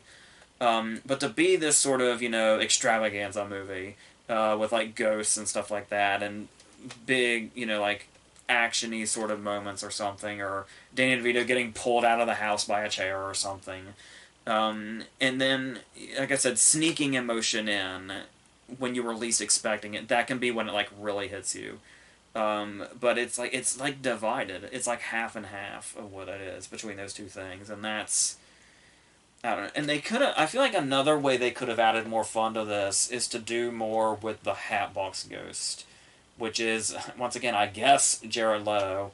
There's no reason to cast Jared Leto as the Hatbox Ghost. That, I'm going to assume that must be like motion capture or something. But like I said, his voice is something else entirely, and he's completely. The only time we see any form of Jared Leto, actually Jared Leto, it's like a picture.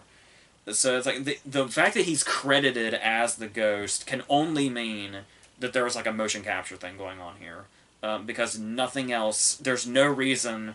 Like this could have just been, some motion capture actor or just completely CGI, and it wouldn't have made any difference. But they did kind of give him a cool sort of backstory, and that's where, the story kind of starts to take over in the second half, where they actually get an objective. But like it's after a while, it does start to feel like we've hit a lot of we've hit the peaks as far as the fun of it and the emotion of it and anything like that. And so we get laughs here and there, believe it or not, from Tiffany Haddish, where she has moments where like she has to perform the seance with a Yankee Candle and stuff like that, and that's a funny joke in itself. But then they double down on that joke by saying that she got other seance stuff from CVS in a second scene, and it's like, no, just the Yankee Candle joke for the seance was enough of a joke, but the CVS thing kind of brought that down and overdid it. But then she has moments that are small, and these are the moments of emotion that I don't mind, where she talks about what she calls ghost winks, where there's just these little reminders of somebody that you might suddenly have, and the idea is that their ghost sort of left those behind to remind you that they're still there. And so that's nice, and it's not too like overplayed necessarily, so that's, I think, why that works. But overall, like I said, as far as it having this sort of big, spectacle feel, like there is some cool stuff here, like the way the rooms change and how they become maze-like and stuff like that. But still, it feels like there's something missing from the movie to where it could have been more fun than it is. And I don't know if that's just a lot of the focus being on the dramatic stuff and the Stanfield's wife stuff, but it's, and because I felt like I liked the movie while I was watching it. But then as soon as the movie was over, I felt like I didn't give a shit about it at all. Like it's one of those where it'll have you in the moment, but then like the second it's over, you realize, oh, there was really nothing that special about that. Well, I mean, with the exception of like Stanfield's dramatic performance, which unfortunately feels out of place. So that's, yeah. This was a lot of, I really wanted to have fun with this and really like this, to an extent, but it's, yeah. And I would say, is it better or worse than the Eddie Murphy movie? But my memory of the Eddie Murphy movie is so vague that I don't even know that I could make that comparison. Um, Jamie Lee Curtis is somebody else who I almost forgot is in this. And if you can almost forget that Jamie Lee Curtis is in the movie that you've just watched, that has to be a movie that's aggressively forgettable, like actively trying to be forgettable if you forget that Jamie Lee Curtis is in it, which is what I just did until now. So yeah, it's just gonna kind of come and go, I think, and that's it. Like I said, if I really crave like that family seasonal movie that I said I miss, it could be something that I come back to maybe one other time, but it wouldn't be frequently by any means.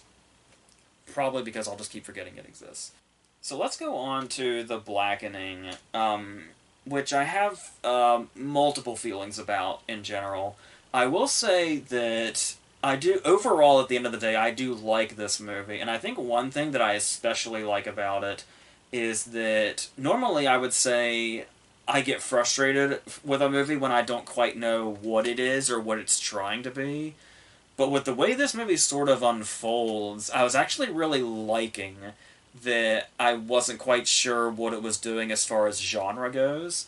Because I remember when I was going into it, my thought was that it was going to be like a parody, sort of like parody in like the scary movie kind of way, like the really over the top, and like a lot of visual jokes and stuff like that, and a lot of reference jokes and stuff like that. Um, and if not that, at least horror comedy vibes with a lot of emphasis on the comedy portion of it. And what's really interesting about this movie is the way that it plays with genres where, yeah, you could classify it as parody and you could classify it as more traditional horror comedy. I was also surprised by how it kind of just leans into horror also. Like it's a comedy through the whole thing, but I was really surprised by how much they still committed to the horror angle also, which is really great that they never really lose sight of any of the genres they're working with, because that's usually the first thing that happens to make movies like this fall on their face is they'll be trying multiple genres, but then they'll just get kind of fixated on one. And this one's really good about like blending genres and like you don't know if the next direction's going to be like sort of actually horror, or if it's going to be something comedic, or if it's going to be something just like something over the top parody. And what was especially interesting about that also was the way the characters are handled, because when you go into a movie that you're expecting to be a parody or a horror comedy or whatever, that you have this image of the characters being super exaggerated, of course, and maybe at times super exaggerated versions of other characters that like pre-existing characters, just really blown up for comedic effect. And the characters in this movie are like real characters, like characters that only exist in this movie and have real relationships with each other, and they like have real conversations where it's not just like there's comedy in these conversations, but it doesn't feel like jokes. It feels like real people who are like talking and will just say something funny. Like I said, it seems really risky to try to blend that in with something that's supposed to be a bit more over the top and, you know, falling into parody. But like I said, I feel like I haven't seen something like this before, where you have like actual genuine characters in a movie that's supposed to be sort of in like this sort of heightened reality in this sort of parody world. And that was really interesting. And like I think the conflicts among them also, and the fact that the chemistry that the cast has is playing a big part in how this works also. And I especially like the idea of there is a triangle going on with the characters in this, but it's not a love triangle. It's the girl and then her boyfriend that she probably shouldn't be with because he's, you know, been unfaithful in the past and untrustworthy. And the third one is her gay best friend, who kind of feels like because of the decision she's making, there's a distance between them now. And it's like a trust triangle rather than a love triangle. That's a really interesting dynamic that I wouldn't have expected to see in a movie that essentially marketed itself as parody. But and like I said, the fact that all of this stuff kind of works and doesn't seem like it strays away from itself is really well done. Like I was really surprised by how they handled this. Now before we go on, now that I've put that out there, I do want to say something that was troubling me about this movie with its general concept, because I wanted to put it out there first that I like this movie, and this movie's really smart and clever about what it's doing. But there was one in the movie's references and how they're putting what they want to talk about within the comedy and the parody and stuff like that is quite layered. So I do want to make sure I'm not missing anything when I complain about what I'm about to complain about. It does feel like that the whole joke that is this entire movie's foundation is the tagline you'll see on the poster, which is "We can't all die first," and it's all black characters in obviously a horror movie, which is great. It's a great setup and a great tagline.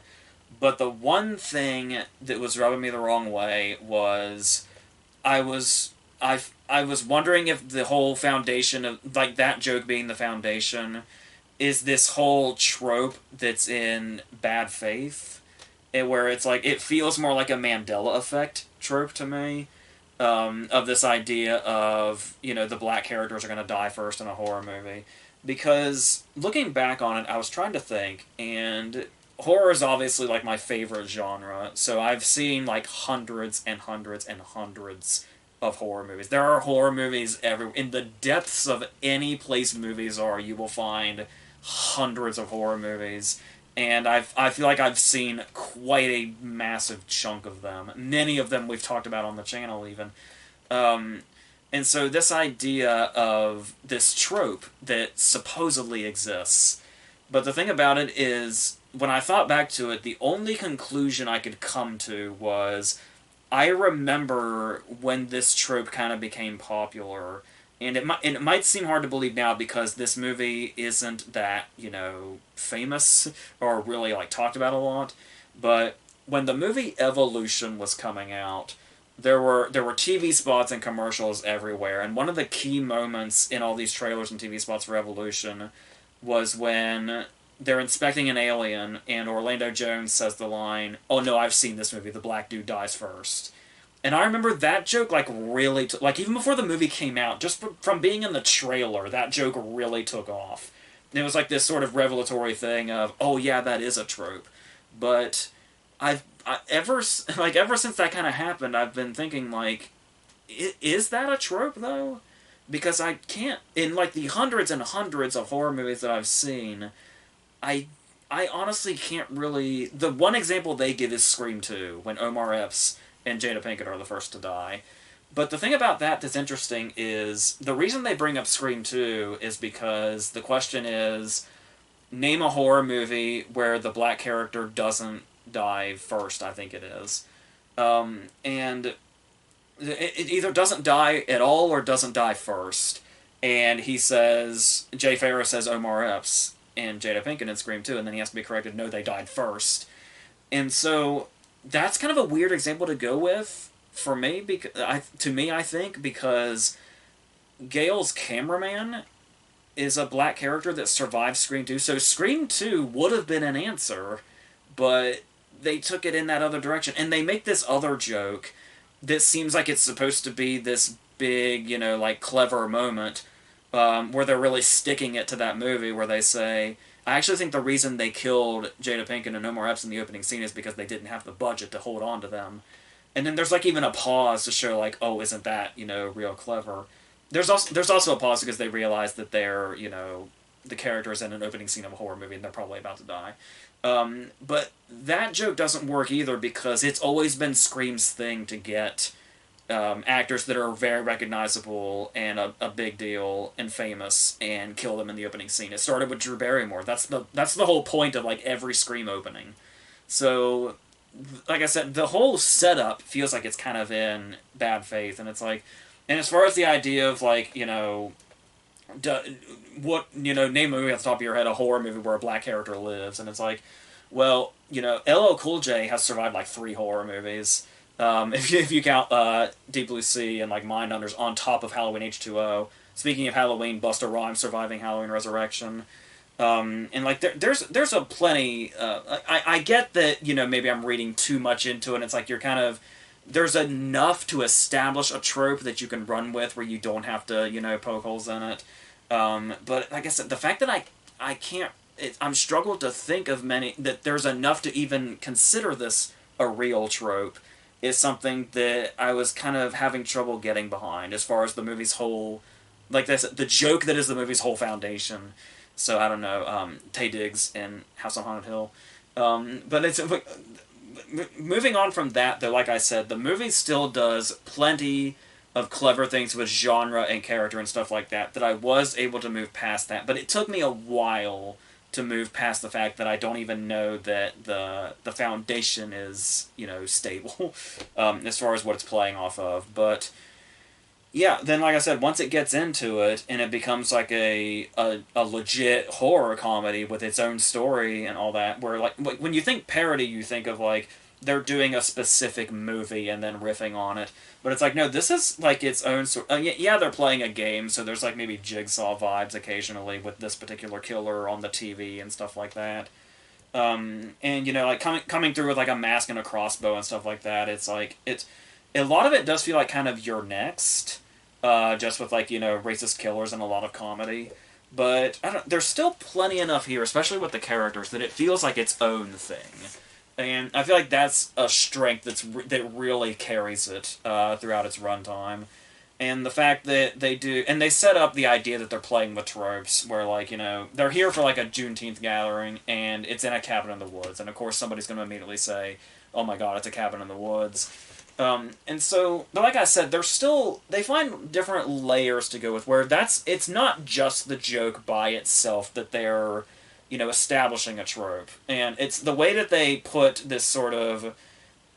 I mean, like I said, as far as that being an actual trope of like black people dying early or first in horror movies and stuff like that, still there's a lot in general about where black characters are in entertainment in general, like not even just in the horror genre necessarily, and how it's kind of going all in there, and also there's a lot of focus on the idea of the way they interact with each other and how they'll give each other a hard time, and then like these accusations of not being black enough kind of come through, and feel like this. Not only is it saying something about that way of thinking, but there's also what it does for the characters and the character development. It plays like a whole part in also, and just the dynamic between them. And yeah, there's a lot.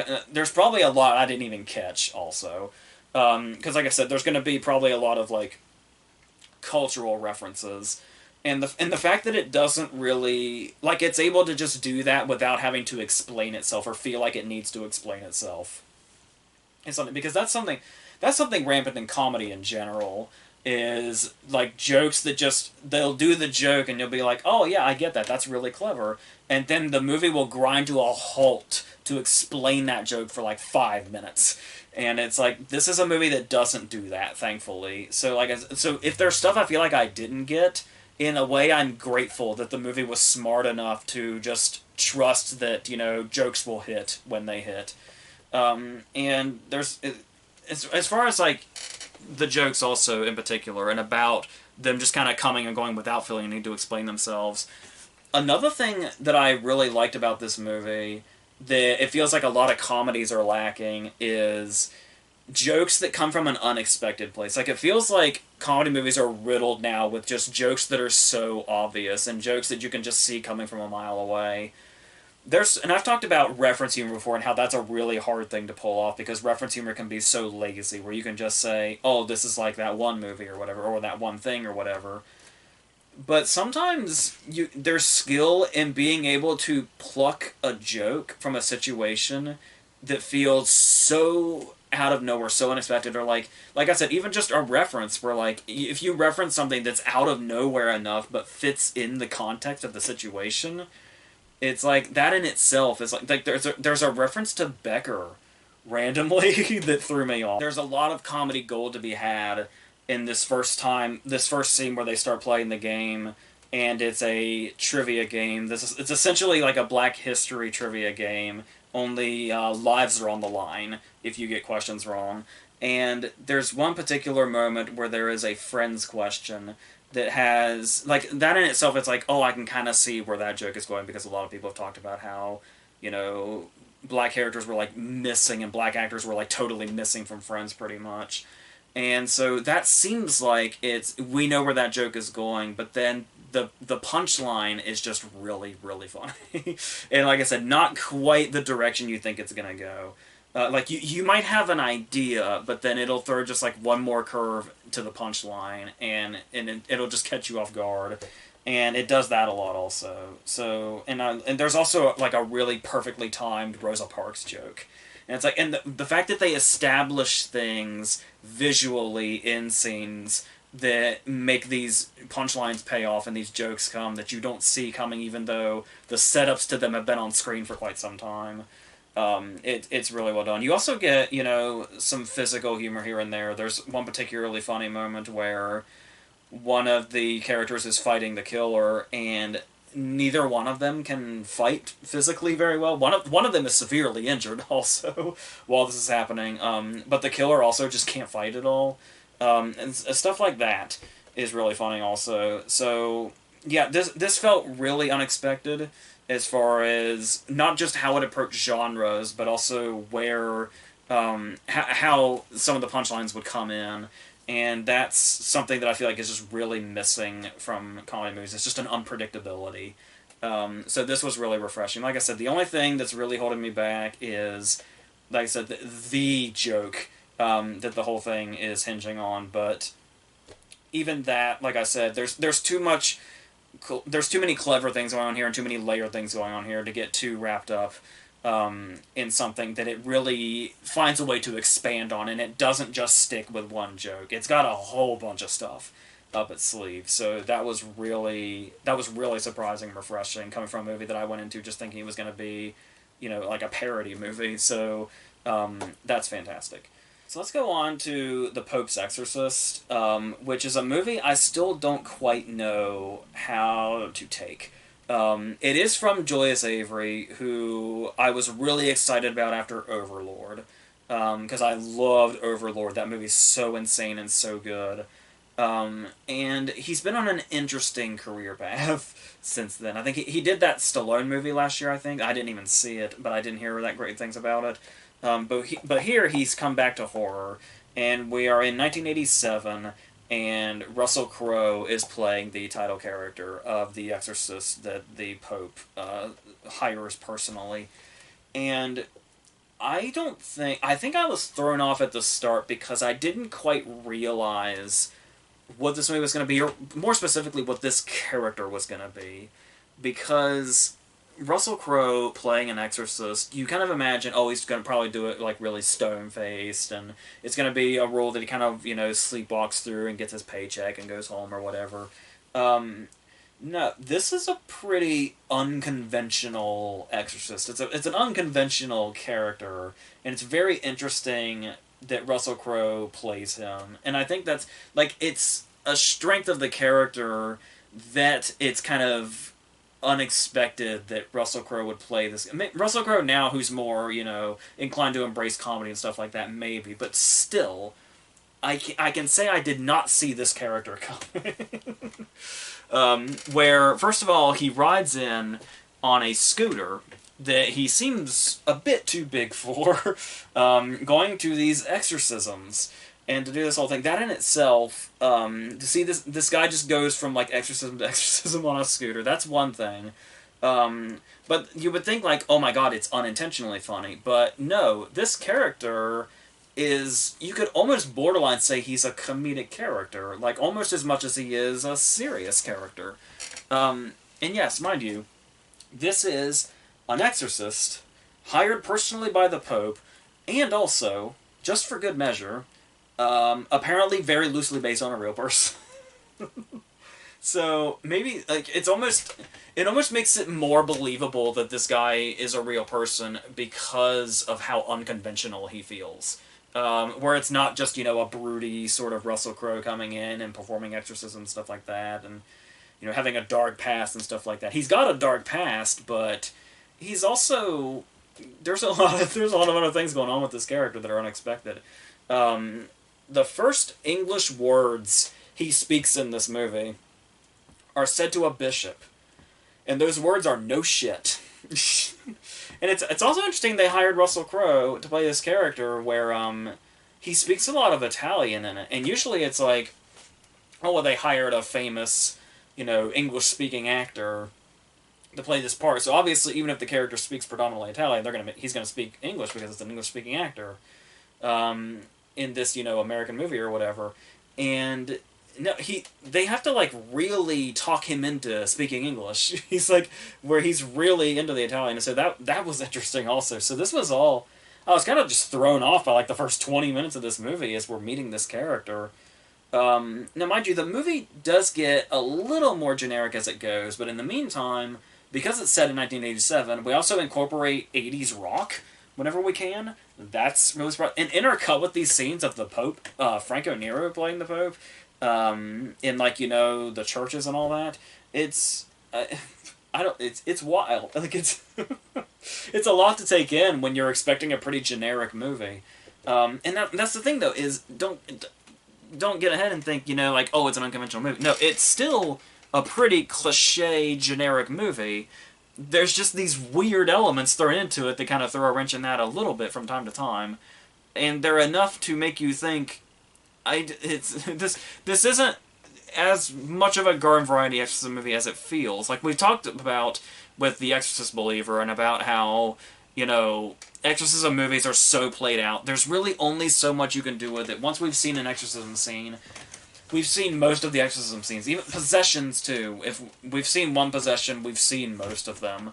And it's a very Reagan-like possession where it's a child and then, you know, like he's, you know, saying really dirty things, and he's like really getting into his head about his past, and a woman that died during a failed exorcism and stuff like that, and just generally tormenting him like that. But it is also an added factor that the voice of the demon is Ralph Ineson, which is really funny because usually when I mention Ralph Ineson, I call him he of the godlike voice, and now he's using his voice for demonic purposes, which also feels just as appropriate.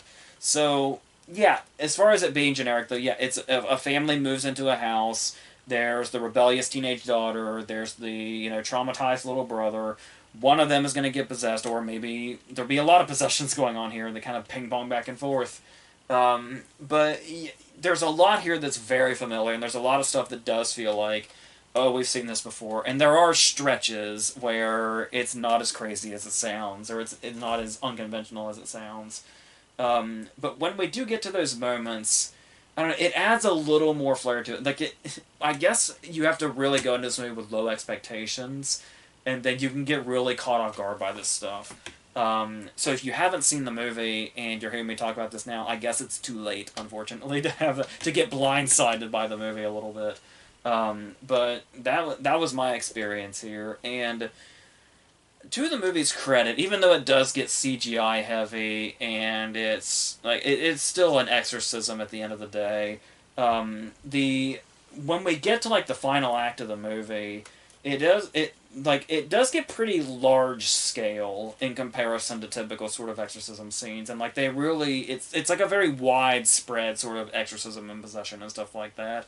So it is nice that it like tries to go big with it, even though it is still, you know, exorcisms and possessions as we know them. But and that's still tiresome and has long since, you know, lost its effect. But every now and then there's a moment that comes along, like I think it's the mom is in bed, and we see like she's just like in bed, and then an arm comes into view and like kind of wraps itself around her, and we think like, oh, there's a body there or something, or it's like, oh, it's a person, maybe a possessed person or something, or maybe the arm of a demon or something. And it's this really sort of freaky visual where it's not like, it doesn't look like a severed arm necessarily. It's just like an arm that's curled around her, but it's only an arm. And it's like, it's hard to describe, but it's like, images like that are like, okay, so he's got a few things up his sleeves that, you know, are wild and unexpected. But like I said, the most unexpected stuff comes from the Crow character and how surprisingly comedic and loose he is for what his job is. And like the injections of humor in there. Like there's the one moment when he's bringing another priest in with him for this exorcism, and in order to prepare, he has to have, you know, like his sins wiped. So he says, you know, how long since your last confession? And he says 8 months. And so he determines like 8 months is a long time and probably a lot of sins, so we're just going to speed through this. So they basically speed through him confessing and wiping his sins and stuff like that. Stuff like that is very funny and unexpected. So there's also points here where it tries to go a little deeper than it needs to, or that it really has earned. In that, I don't know. Like, it tries to add some sort of lore, I guess, as it goes on in these middle portions and we get more backstory. That's probably unnecessary. Like I said, not really warranted. If the movie had just really kind of embraced more of being this very loose version of exorcism and possession movies the way we know them, that's really where its strength is, and just kind of the unexpected nature of that. So, and the thing that I kind of hate about this is it's not a great movie, but I feel like it's gonna be one of those movies that gets a reputation for like being so bad that people think it's hilarious and people watch it to laugh at it and stuff like that. And I think that does a disservice to the fact that there's so much intentional humor in it. So that's going to be really annoying when it inevitably gets that reputation. It's going to be a bullshit reputation, I'm telling you right now. There's a lot of the humor in this movie is intentional, so it could survive off that alone. So that's like I said, I'm just kind of surprised by this. It's not a great movie. Like I said, it's a generic possession and exorcism movie at the end of the day. But there were some things in there that just really caught me off guard, and the fact that they actually build up that this could have been like a franchised thing with Russell Crowe's character. Honestly, that's something that if it happened in another universe would probably be kind of awesome. This is actually one of those cases where it's like I would kind of like to see how other exorcisms would go with this character, and what else would come up, and what the reactions would be, and the methods in which it would happen, all that stuff. Would be really wild. So, I mean, if you're gonna... Obviously, it seems to be a thing with all, possession demons is to torment them with their past. I guess that would get pretty redundant after a while, but, yeah, that would be fun. Like, it's not...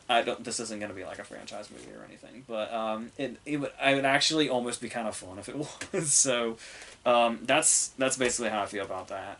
Alright, so I think we can end on the last voyage of the Demeter, and... I was a little psyched about this because of the director. It's the director that did The Autopsy of Jane Doe and Scare Stories to Tell in the Dark. And so that's exciting, but I wasn't completely sold on the concept at first, where we take a short chapter from the book and make it a 2-hour movie. That's something that feels like we're really sort of stretching it out. And it is a movie that does kind of stretch itself out. It didn't need the 2-hour runtime, but it does show that there was something to do here as far as taking that portion of the book and making it kind of a full story. And it's also got a great cast with like Corey Hawkins and David Dastmalchian and Liam Cunningham and a lot of... And even the side characters that I didn't really recognize. It's a really nice ensemble. Woody Norman, the kid from Come On, Come On with Joaquin Phoenix. It's a really good cast, and so that in itself is going to bring some sort of weight to this. This story that does play itself totally straight, and it was kind of off-putting at first because it's setting up the fact that it is that chapter of the book stretched out to feature length, and so we get the setup with text on the screen. And then as soon as we're done with the text on the screen, basically a whole scene plays out that was basically what that text just described. So it's like, kind of go with one or the other. Just give us the text or just give us the scene. Personally, I would take the scene. So I don't know what the text was even doing there. This scene, without text, would have perfectly described what was happening and set the audience up for what's happening. But, whatever.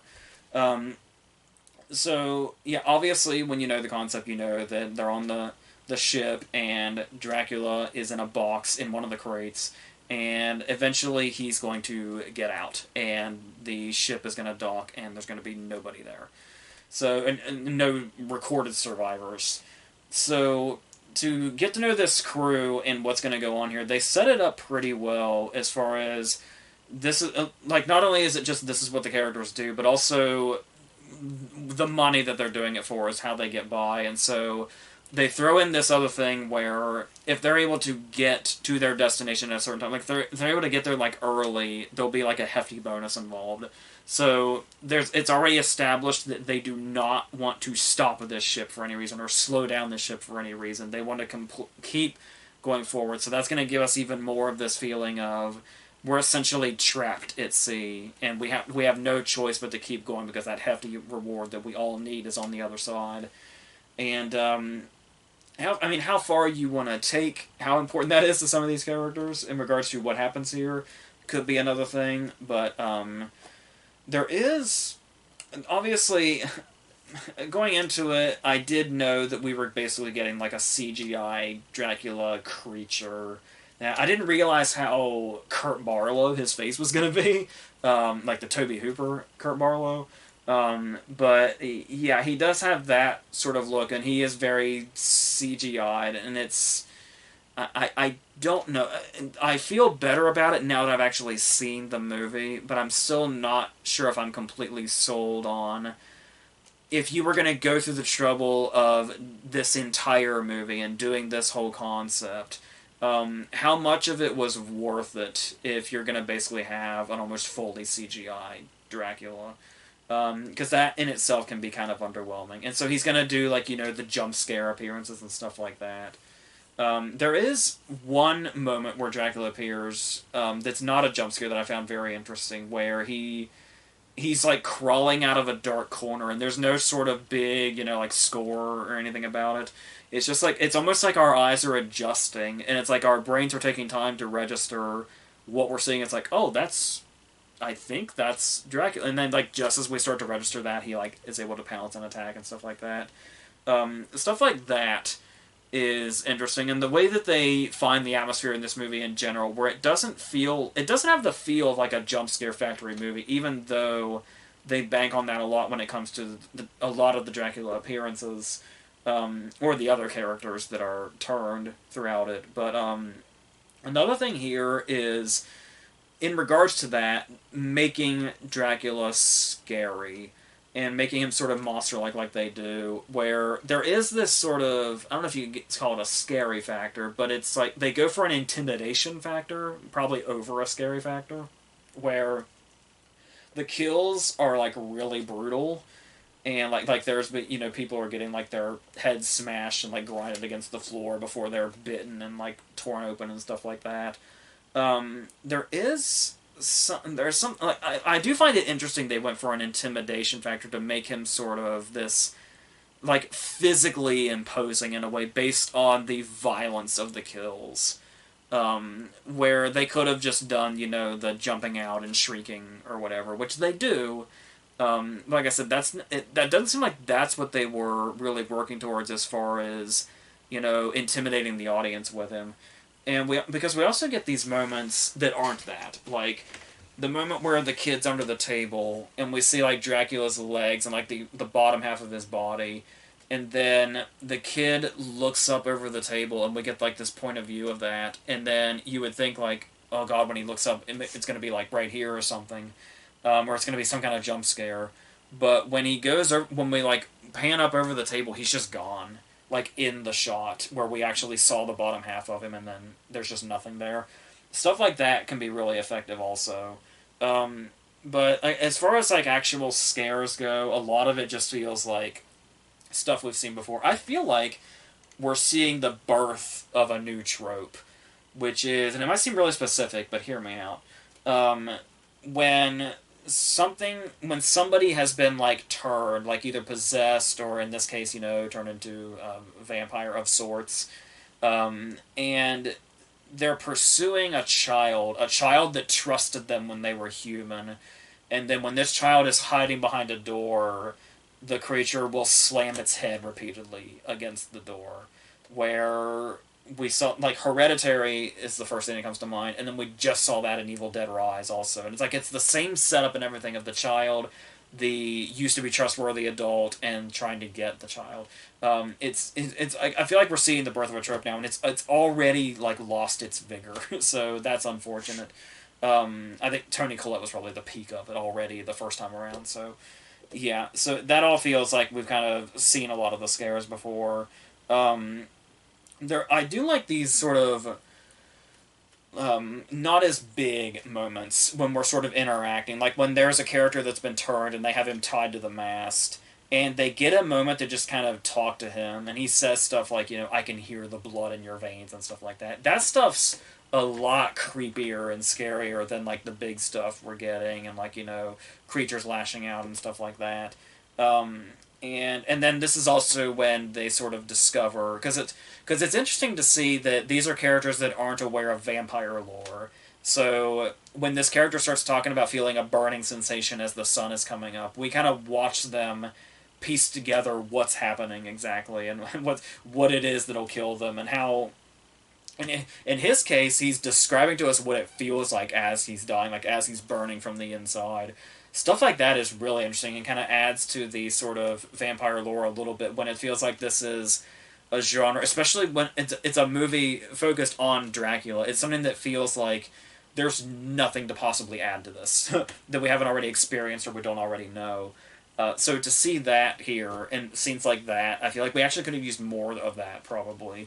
Um, but it is interesting also how, despite all of this, and it basically being like a creature movie essentially, in its later half that it really starts to become more character focused as it goes, and it focuses on like grieving and choices and stuff like that, which is kind of surprising. I do feel like it might be maybe too little, too late because it is character focused at the beginning also because we're with them for quite some time before shit really starts going down. But as far as bringing an emotional core to them, we do sense, the longtime camaraderie between them and how, like, they know each other and how there's this sort of, family at sea of sorts.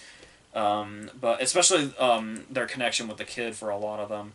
But it is, like, I could sense that it was there, but I didn't really feel the emotional core of it. It's more just like I can admire it for being there. But what I found especially interesting was that it comes in quite late as shit's really going down when it starts to feel almost really human about it. Like before we're about to lose a lot of the characters suddenly. So that where it's like it was kind of at the last minute trying to give us that feeling so that when characters started going during the third act that it would be more impactful. But it's just kind of the ending we expect anyway, because this is basically the Rogue One of Dracula movies, where it's like it's right in the middle of the story, and we know that, and we know that the boat has no survivors.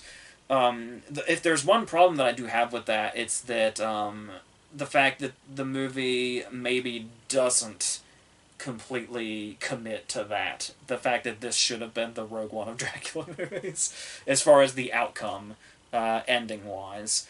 But that's and the fact that it doesn't feel like it commits to the whole reason for doing the whole reason for doing the movie to tell this one particular section of the story, and then not be the ending that takes us to the other side of that story.